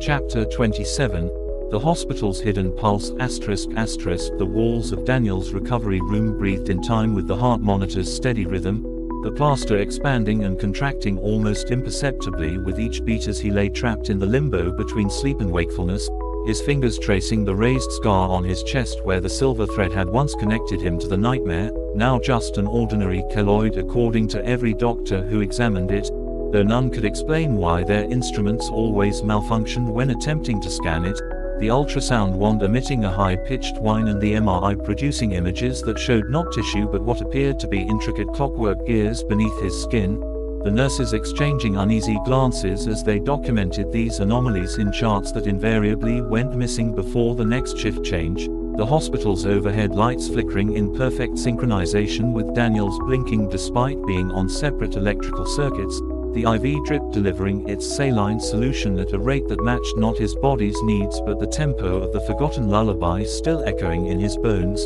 the nighttime quiet of the ward occasionally broken by the sound of something large moving through the walls, not rats or plumbing but something with weight and purpose that paused outside his door each night at exactly 3:17 a.m., casting a shadow beneath the door frame that suggested too many joints in its fingers, the doctors increasing his antipsychotic dosage despite his never having mentioned these occurrences, their pens scratching out prescriptions with ink that smelled faintly of the same metallic tang as the black light from his coma visions, the medications doing nothing to prevent the increasingly vivid waking dreams where Daniel would find himself standing in hospital corridors that stretched into impossible geometries, the walls lined with doors labeled with his name and different dates, some from his past, others from years not yet reached, each one opening slightly as he passed to reveal brief glimpses of alternate lives where he'd made different choices, where the accident had never happened, where he'd never woken from the coma at all, the silver threads connecting all these versions of himself visible only in his peripheral vision before vanishing when he turned to look directly,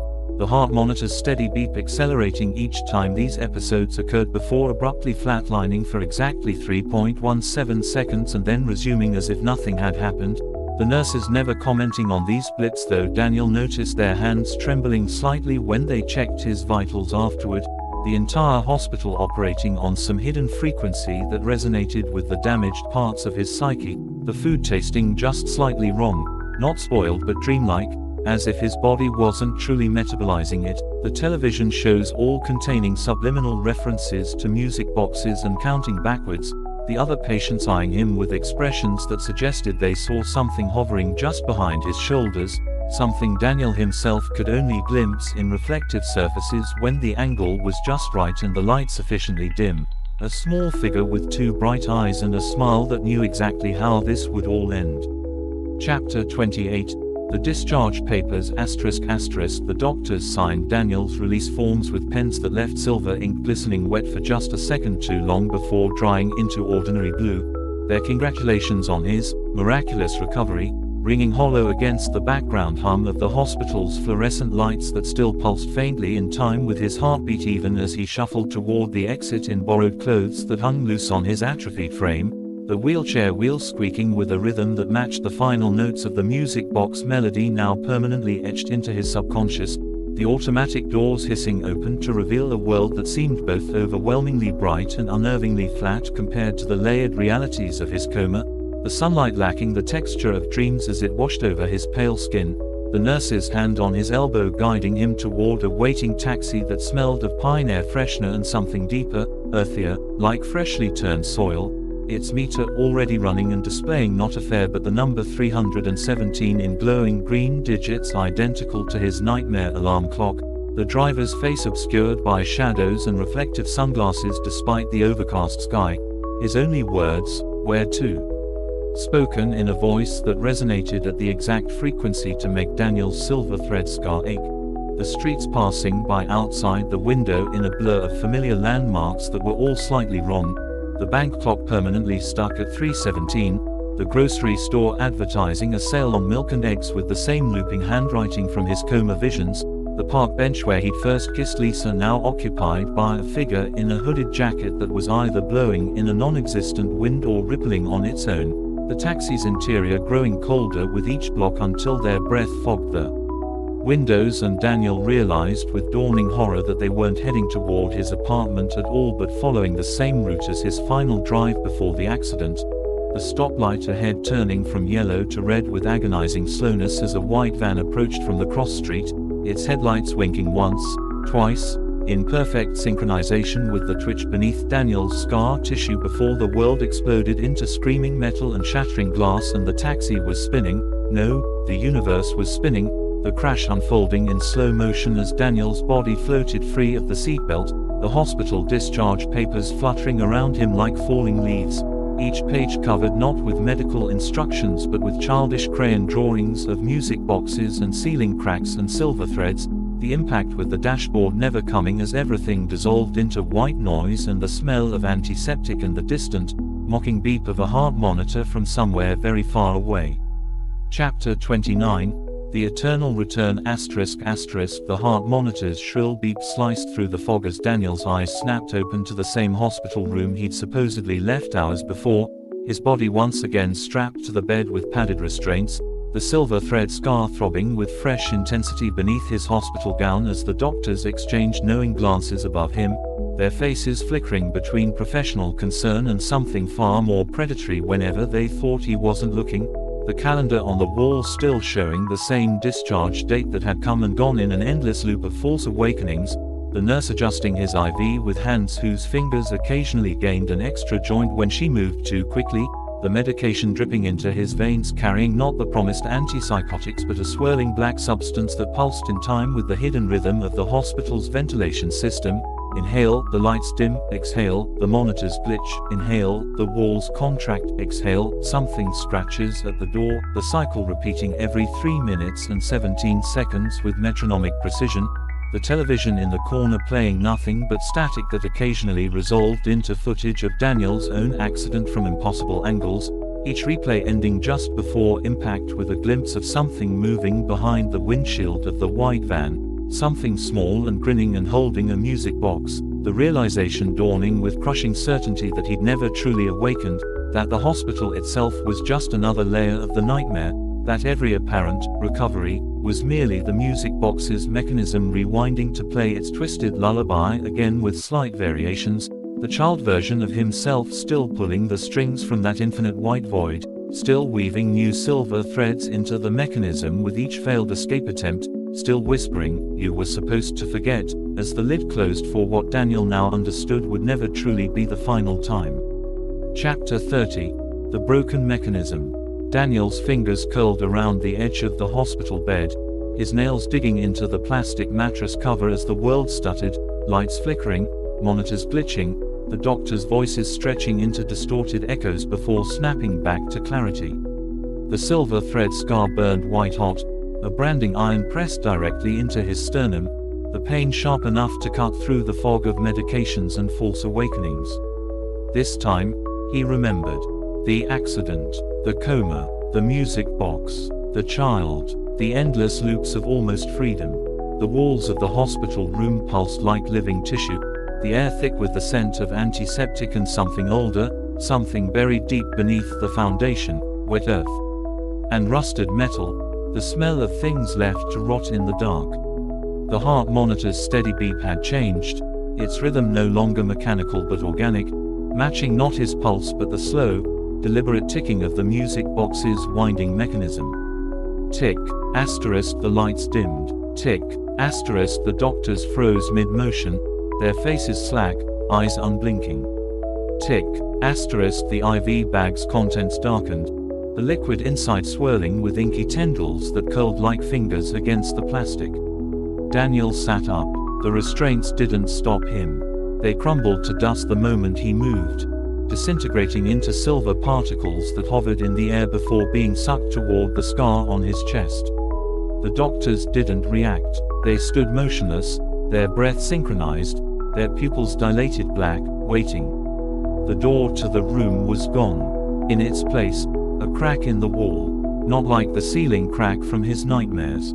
This one was smaller, deliberate, a keyhole. Daniel reached for it, his fingers trembling. The moment he touched the edges, the hospital room dissolved, not into white void, not into another nightmare layer, but into nothing.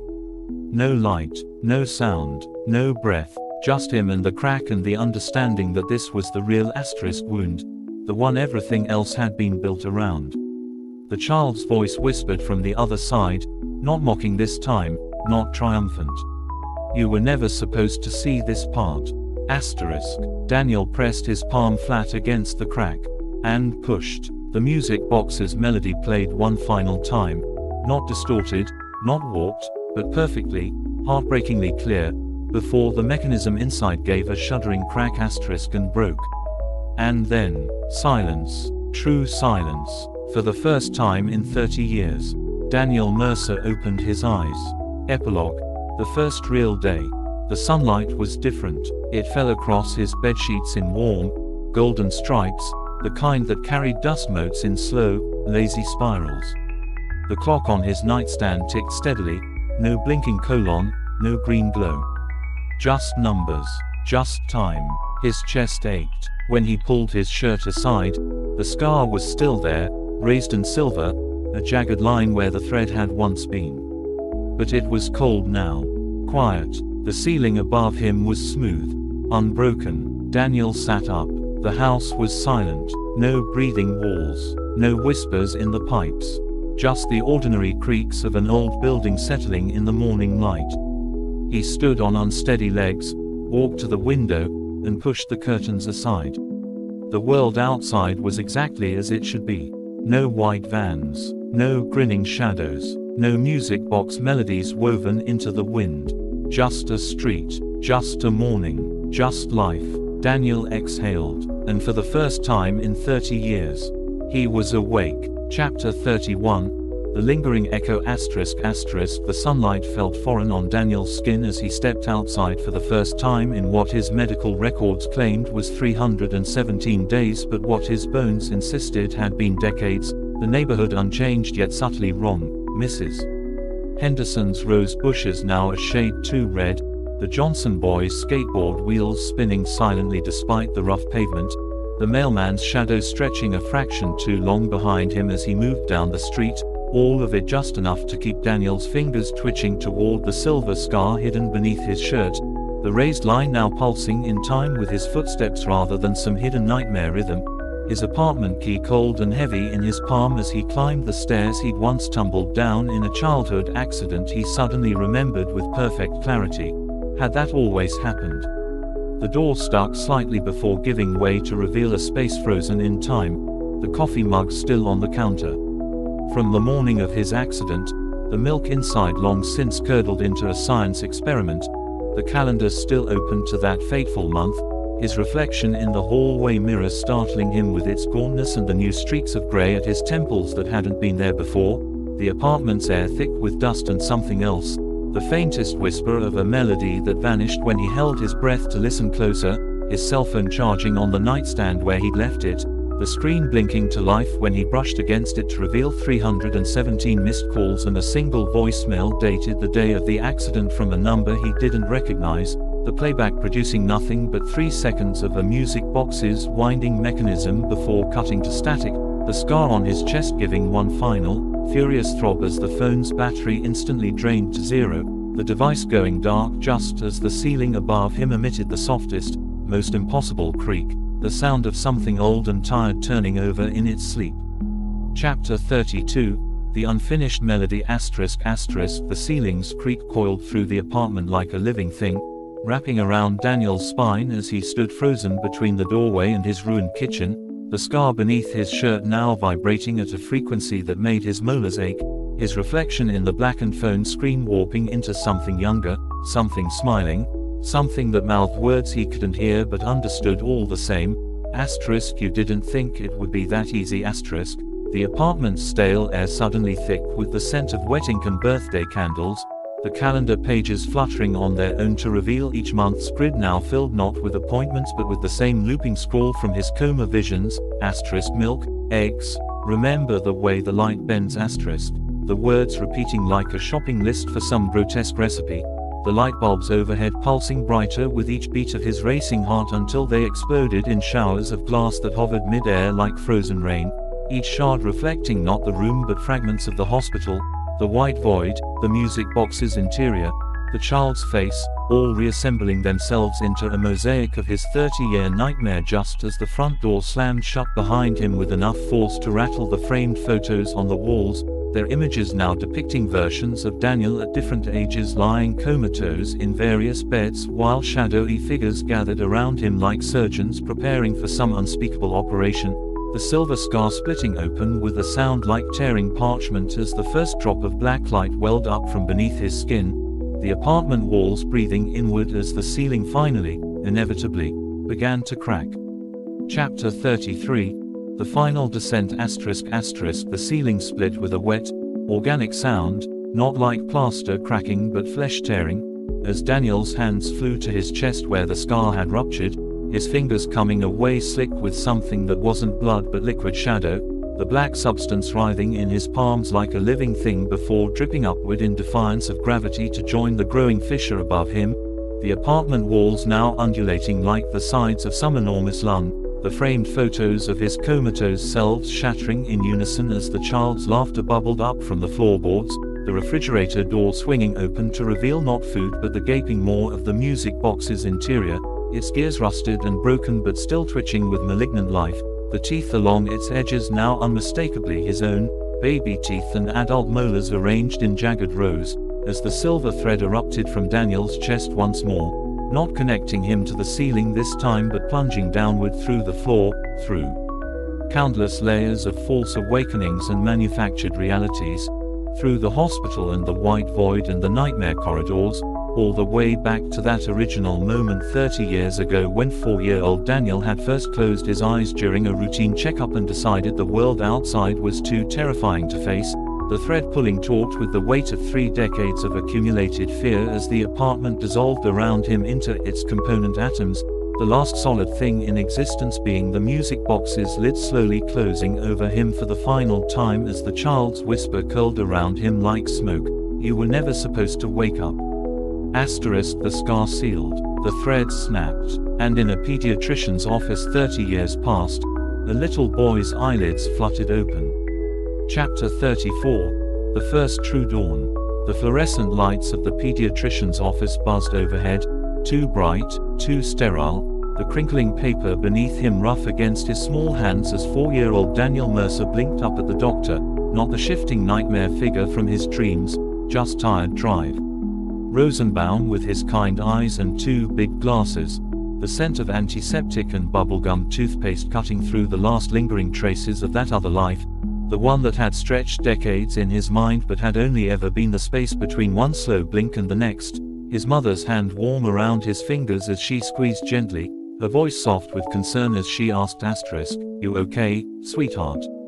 Asterisk and Daniel, real Daniel, true Daniel, the only Daniel that had ever existed, nodded, his chest whole and unmarked, no silver thread, no scar, just the steady, innocent beat of a child's heart as the doctor declared him perfectly healthy, the nightmare already fading like mist under morning sun, dissolving into that vague, unplaceable dread all children carry but can never quite name, the kind that vanishes the moment they step outside into the light of their first true day. Asterisk Chapter 35. The World as It Is. Years later, long after he'd forgotten the nightmare entirely, Daniel Mercer would pause sometimes, standing at a kitchen window watching morning light cut across his own child's cereal bowl, or lying in bed beside his wife as her breathing slowed into sleep, and feel the ghost of something cold trace down his spine, a shiver that had no source, a dread without reason.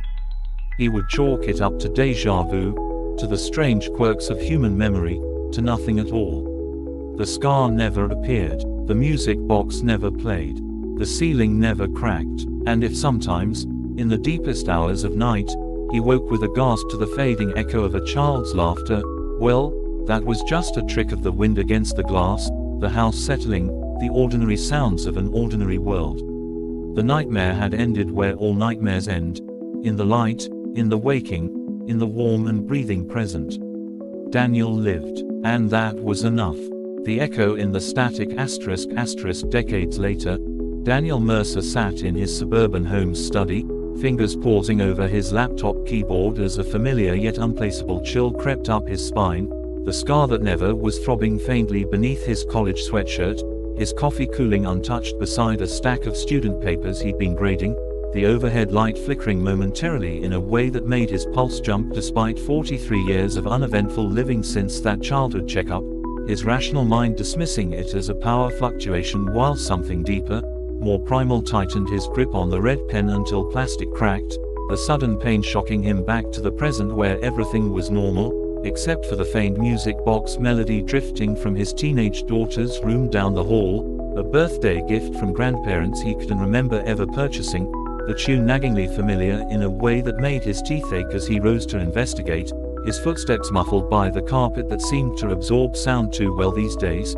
the door creaking open to reveal his daughter asleep at her desk with trigonometry homework scattered beneath her cheek, the music box sitting innocently beside her laptop, an antique thing with a ballerina that looked nothing like a child, its mechanism silent despite the melody still echoing in Daniel's skull, the room's shadows stretching unnaturally long toward the closet door that stood slightly ajar, revealing just enough darkness to make his breath catch as the streetlight outside flickered, and for one impossible moment the closet's interior seemed to stretch back much farther than the house's dimensions should allow, the scent of antiseptic and birthday candles flooding his nostrils before vanishing as his daughter stirred, mumbling sleepily, "Dad." And breaking the spell, the music box now clearly silent, the closet just a closet, the shadows ordinary as Daniel forced a smile and said, "Just checking on you," his fingers brushing the ballerina's smooth porcelain head as he turned to leave, a casual touch that sent a jolt of static electricity through his nerves, and with it a flash of something that couldn't be memory, a white void, a silver thread, a child's voice whispering you were supposed to forget asterisk before dissolving into the hum of the house's appliances and his daughter's quiet breathing, the moment gone before he could examine it, dismissed as middle-aged brain fog as he closed her door behind him, the music box's ballerina twitching slightly in the dark as the closet door creaked open another inch, the scent of wet earth and rusted metal lingering just beneath the vanilla plug-in air freshener, the digital clock on the microwave down in the kitchen flipping to 3:17 a.m. and staying there for 17 extra seconds before continuing its count toward morning, the house settling around the Mercer family with the quiet patience of something that knows how to wait. Chapter 36. The Inherited Dream ***. Daniel's daughter, Emily, woke with a gasp at 3:17 a.m., her fingers instinctively clutching at her unmarked chest where a phantom pain throbbed in perfect sync with the music box's suddenly active mechanism, though when she turned her head to look, the ballerina stood motionless, The box silent, her bedroom walls breathing in that subtle way all children instinctively recognize but adults dismiss as imagination. The closet door now wide enough to reveal a sliver of something that wasn't her winter coats but a long white hallway lined with doors, each bearing a nameplate that swam in and out of focus except for the nearest one which read, Daniel Mercer, room 317 inches in fresh red paint that smelled like the copper tang of blood and the ozone scent of hospital machinery. Her father's muffled snores. Down the hall doing nothing to mask the wet clicking sounds emerging from the music box's now open lid where the ballerina had been replaced by a crude stick figure with too many joints, its arms outstretched toward her in unmistakable invitation, the temperature dropping so rapidly her exhales became visible clouds that didn't dissipate but instead swirled into the shapes of numbers, 317, before her eyes. The house's familiar night sounds replaced by the distant but approaching squeak of hospital gurney wheels and the methodical beep of a heart monitor growing louder with each passing second, her bed sheets twisting around her legs like restraints as the first silver thread emerged from beneath her pajama top to stretch toward the waiting music box, Emily realizing with dawning horror that nightmares weren't just something you had, they were something passed down, inherited like eye color or bone structure. And hers had been 37 years in the making.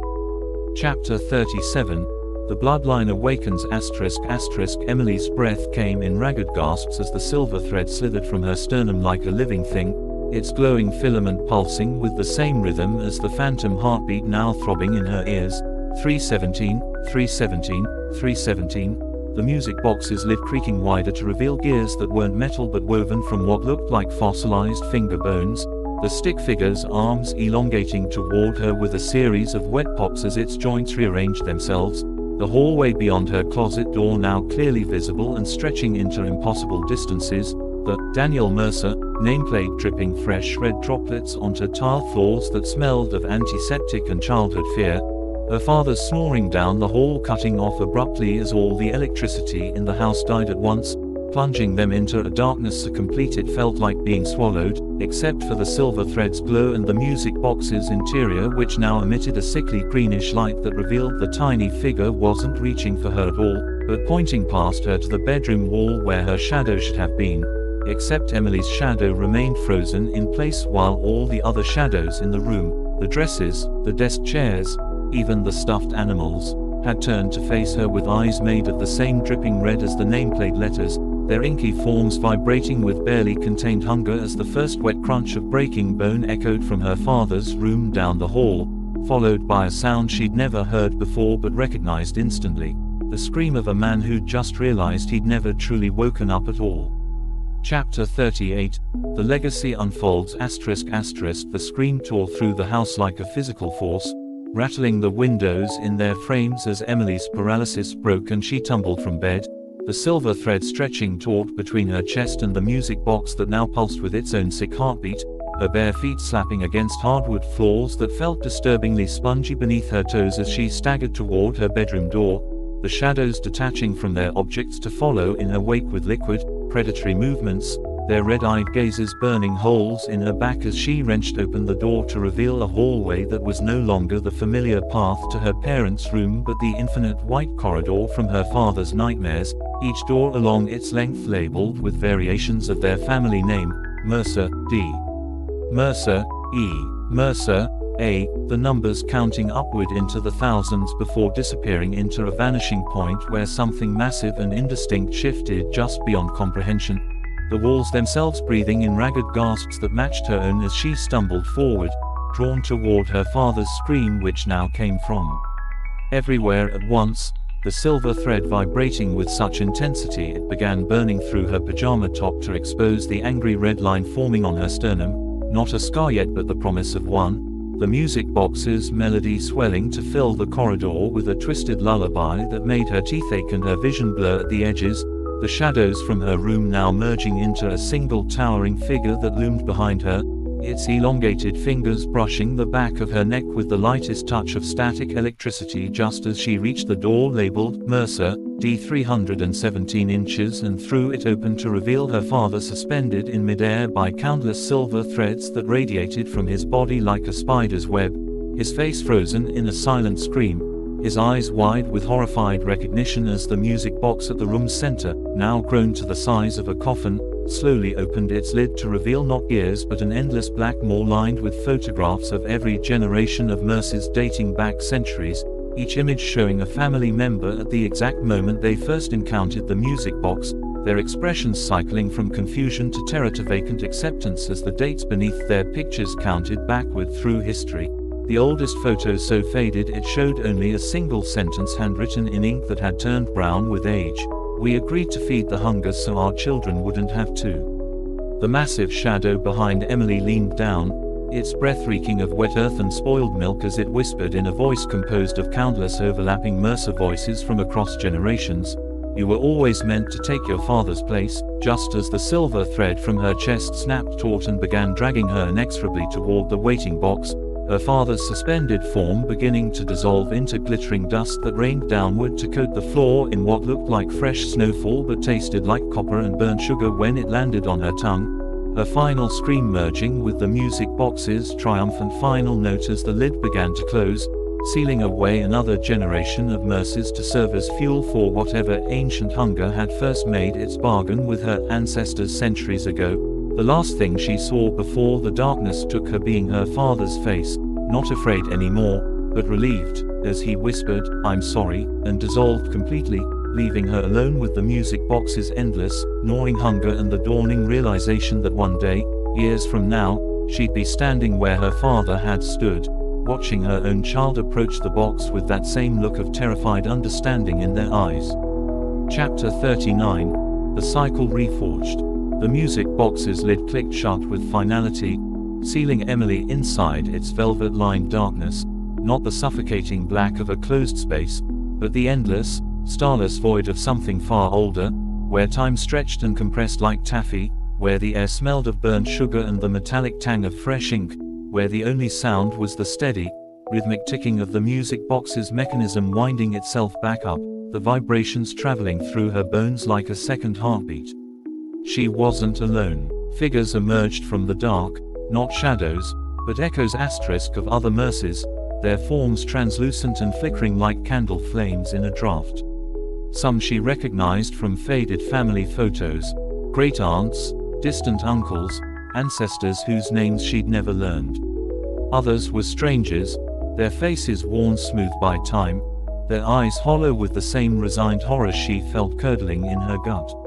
One stepped forward, a woman in a tattered Victorian dress, her mouth sewn shut with silver thread. "You'll learn not to scream," she whispered directly into Emily's mind. "It only makes the hunger notice you faster." The words slithered into Emily's skull, carrying with them flashes of memory, not her own, but theirs. Generations of Mercers who had woken in this same darkness, who had fought and wept and bargained before finally accepting. The music box wasn't just a prison. It was an inheritance, a legacy. And now it was hers. The mechanism clicked, the first note played, and Emily Mercer opened her mouth to scream. Just as her father had, just as her grandmother had, just as every Mercer before her had. The hunger stirred, and the cycle began anew. Chapter 40. The Awakening Hunger ***. The music box's interior was vast in ways that defied physics, the darkness stretching into impossible dimensions as Emily's screams dissolved into the void without echo, her body floating in a space that had no up or down, no walls or floors, just the ever-present ticking of the mechanism reverberating through her bones like a countdown to some unfathomable event, the ghostly Mercers around her flickering in and out of existence like candle flames in a storm, their translucent hands reaching for her with silent urgency as the first true notes of the melody began to play, not the twisted lullaby from before but something deeper, older, the sound of a star collapsing or a universe being born, the vibrations rearranging her molecules until she could feel the music box's hunger as if it were her own, a gnawing emptiness in her gut that stretched back through centuries of Mercer sacrifices, the Victorian woman's warning suddenly making terrible sense as the darkness around them began to ripple like water disturbed by something massive rising from the depths, the other Mercers pressing closer in a protective huddle as the first tendrils of the hunger's true form became visible at the edges of the void, not a monster or a machine but a living idea given form, a primal need made flesh, its shifting silhouette composed of every fear ever dreamed by a Mercer, its countless eyes blinking open in unison to fix on Emily with terrifying focus, the silver thread in her chest burning white-hot as it connected her irrevocably to the thing's vast, starved consciousness, the flood of images nearly shattering her mind, her father as a child standing where she now stood, his small hands clutching the music box as the hunger whispered promises she couldn't quite hear, her grandmother in a 1920s hospital bed screaming soundlessly as doctors tried in vain to remove silver threads growing from her skin, generations upon generations of Mercers stretching back to some forgotten ancestor who had first made the bargain that damned them all, the weight of this legacy crushing Emily's resistance as the hunger extended its first true appendage toward her, not to consume but to welcome, to claim what had always been promised to it, the music box's melody reaching a crescendo that shook the void apart at its seams as the oldest Mercer ghost, a man in Revolutionary War-era clothing missing the lower half of his body, stepped forward with his hands outstretched in warning, his mouth moving in words that came through distorted and broken, "Don't feed it what it wants," before dissolving into motes of light that were immediately sucked into the hunger's growing form, Emily realizing with dawning horror that the hunger had never wanted their fear or their pain, it wanted their resistance, their struggle, the moment when hope finally broke, and she had one chance to change the game before the music box's mechanism completed its cycle and the hunger fully awakened. Chapter 41. The Broken Covenant. Emily's fingers closed around the silver thread protruding from her chest, not to pull it free, but to yank with every ounce of strength left in her body, the pain blinding as the filaments stretched taut before snapping with a sound like a universe being torn in half, the hunger's wail shaking the void as centuries of carefully maintained balance shattered in an instant, the music box's melody skipping like a broken record before descending into atonal screeching, the ghostly Mercers flickering wildly as their tether to the cycle destabilized, their whispers rising in a chaotic chorus, "What have you done? It's not supposed to break. You'll kill us all." But Emily barely heard them, her hands now clawing at the music box's interior walls, fingers finding purchase in grooves she hadn't noticed before, tiny carvings, names, dates, pleas for help etched into the very fabric of this prison by generations of Mercers who had tried and failed to escape, her own blood from the torn thread smearing across them as she followed the markings toward what looked like a seam in reality itself, a hairline fracture barely visible but pulsing with stolen light, the hunger's form convulsing behind her as it tried to reform its connection to the thread she'd severed, its tendrils lashing out to snag the remaining Mercer ghosts one by one, absorbing them with wet, crunching sounds to sustain itself just a little longer, the Victorian woman screaming as she was dragged backward into the maw, "Finish it or we all die." Before disappearing with a final, echoing shriek, Emily's fingers now wedged deep into the fracture as the void began collapsing around her, the music box's walls buckling inward like a dying star, the hunger's howls reverberating through her bones as she pulled the seam splitting wider to reveal not freedom, but something worse, the source of the hunger, the rotten core of the music box's power, a single, massive eye staring back at her from the darkness, its pupil contracting in recognition as it whispered directly into her soul with a voice made of breaking glass and nursery rhymes, "You were always the one who would see me." The moment stretched, infinite and terrible, before Emily did the one thing no Mercer had ever done before, she reached into the eye, her fingers sinking through gelatinous darkness until they closed around something solid and pulled the world exploding into white noise and screaming metal as the music box's reality shattered around her, the last thing she heard before consciousness fled being the hunger's furious, almost childlike wail, "That's mine. Give it back." As everything, the void, the ghosts, the centuries of cursed legacy, collapsed into a single, suffocating point of light. Chapter 42. The Stolen Heart. Emily's fingers clenched around the object buried in the hunger's core, cold, smooth, and vibrating with a rhythm that matched her own frantic pulse. When she wrenched it free, The void imploded with a sound like 1,000 mirrors shattering at once. The darkness peeled away in jagged strips, revealing glimpses of something beneath, not the music box, not her home, but a place that existed before the curse, before the Mercers, before time itself had meaning. The thing in her hand was a key. Not metal, not bone, but something older, its edges too sharp, its weight all wrong, its surface etched with symbols that squirmed when she tried to focus on them. The hunger's shrieks turned desperate, its form unraveling like a spool of thread as the last of the Mercer ghosts dissolved into motes of silver light, their whispers clinging to her skin. End it. Finish what he started. Don't look back. The key burned against her palm, its teeth biting into her flesh as it changed. The shape twisting into something smaller, familiar, a child's music box winder, the kind used to start the melody. The hunger lunged, not for her, for the winder. Emily didn't think. She turned it. The world snapped into focus with a violence that tore a scream from her throat. And she was standing in a child's bedroom. Not hers, not her father's, but the room of the first Mercer, the one who had made the deal. A small boy, no older than 6, sat cross-legged on the floor, his hands clasped around an ornate music box. His face was streaked with tears, his lips moving in a whispered plea Emily couldn't hear. The air smelled of candle wax and blood. On the bed behind him, a shadow stirred.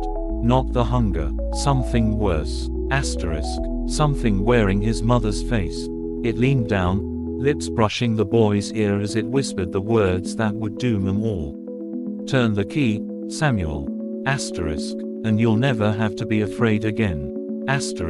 Emily's breath caught. She knew this story, and she knew how it ended. The key in her hand blazed white hot. She had one chance, one choice. Break the cycle, or become part of it forever. Chapter 43. The first bargain. The bedroom air thickened with the scent of melted wax and iron as Emily lunged forward, her hand passing through the boy Samuel's shoulder like smoke. She wasn't truly here, not in flesh, only as an observer trapped in the memory of the first damnation. As the thing wearing his mother's smile pressed the music box into his small hands, its fingers too long and jointed in all the wrong places as it guided his trembling fingers to the winder, the key in Emily's own hand burning with such intensity her vision whited out for a second, the pain forging a connection between her and Samuel across centuries, their heartbeats synchronizing as the boy's terrified thoughts flooded her mind. Make it stop, make the bad things stop. And she understood with gut-wrenching clarity that the original sin hadn't been greed or pride but fear. A child's desperate plea for safety in a world that had shown him only darkness, the music box's gears beginning to turn as Samuel's fingers moved on their own, the thing that wasn't his mother crooning lullabies in a voice made of static and breaking glass, the moment stretching into eternity as Emily fought against the vision's pull, her free hand grasping at Samuel's wrist, this time making contact, her fingers solid and real where they touched his skin. The key in her other hand flaring bright enough to illuminate the room's true horror. The walls weren't walls at all but the ribs of some enormous creature, the ceiling its arched palate, the floor glistening with fresh saliva as the music box's lid creaked open to reveal not a dancing figurine but a gaping black maw lined with generations of Mercer teeth, the thing wearing his mother's face finally shedding its disguise as it leaned in to whisper the words that would echo through time. Feed it your fear, sweet Samuel, and it will never feed on you. Emily's scream tore through the memory like a knife as she shoved the key into the music box's mechanism with a crunch of breaking gears, the world dissolving into chaos as the hunger's first true scream of betrayal shook the foundations of reality, the walls of the bedroom peeling away like rotting skin to reveal the endless white void where this had all begun, Samuel's wide eyes locking onto hers for one fractured second before the memory collapsed entirely, leaving Emily kneeling in the ruins of time itself, the key now fused to her palm, its teeth embedded in her flesh as the hunger's wails shook the nothingness around her, not angry now, but afraid. Because for the first time in centuries, a Mercer had changed the rules. Chapter 44. The Shattered Cycle. The key embedded in Emily's palm pulsed like a second heartbeat as the void trembled around her, cracks spiderwebbing through the nothingness as the hunger's form fractured, no longer a singular entity but splitting into countless fragments of itself, each piece representing a different Mercer's nightmare across time, their screams overlapping into a chorus of centuries of trapped terror, the music box's physical form disintegrating into splinters of dark wood and broken gears that swelled around her like a storm of razors, each fragment etched with glimpses of her family's suffering, her father as a child sobbing into his hands while silver threads grew from his skin, her grandmother in a sanitarium bed scratching at the walls as shadows peeled themselves from the corners, Samuel clutching his stolen music box with hollow eyes as the thing wearing his mother's face dissolved into rot, the key in Emily's hand growing hotter as the void's collapse accelerated, its light burning away the remnants of the curse as the hunger's final shriek tore through her mind, not in rage but in recognition. The sound shifting mid-screech into something almost human, a child's whimper, before silence crashed down like a guillotine, the sudden absence of sound more deafening than any scream, the darkness lifting in an instant as Emily found herself kneeling on the hardwood floor of her childhood bedroom, early morning light filtering through the curtains, her body whole and unmarked except for the key still fused to her palm, now cold and inert, its teeth no longer biting into her flesh but simply resting there like a birthmark shaped by cruel hands, the faintest hum of the music box's melody still vibrating in her bones but distant now, muted, the house around her creaking with ordinary sounds of mourning as her father's voice called up the stairs, "Emily. You okay?"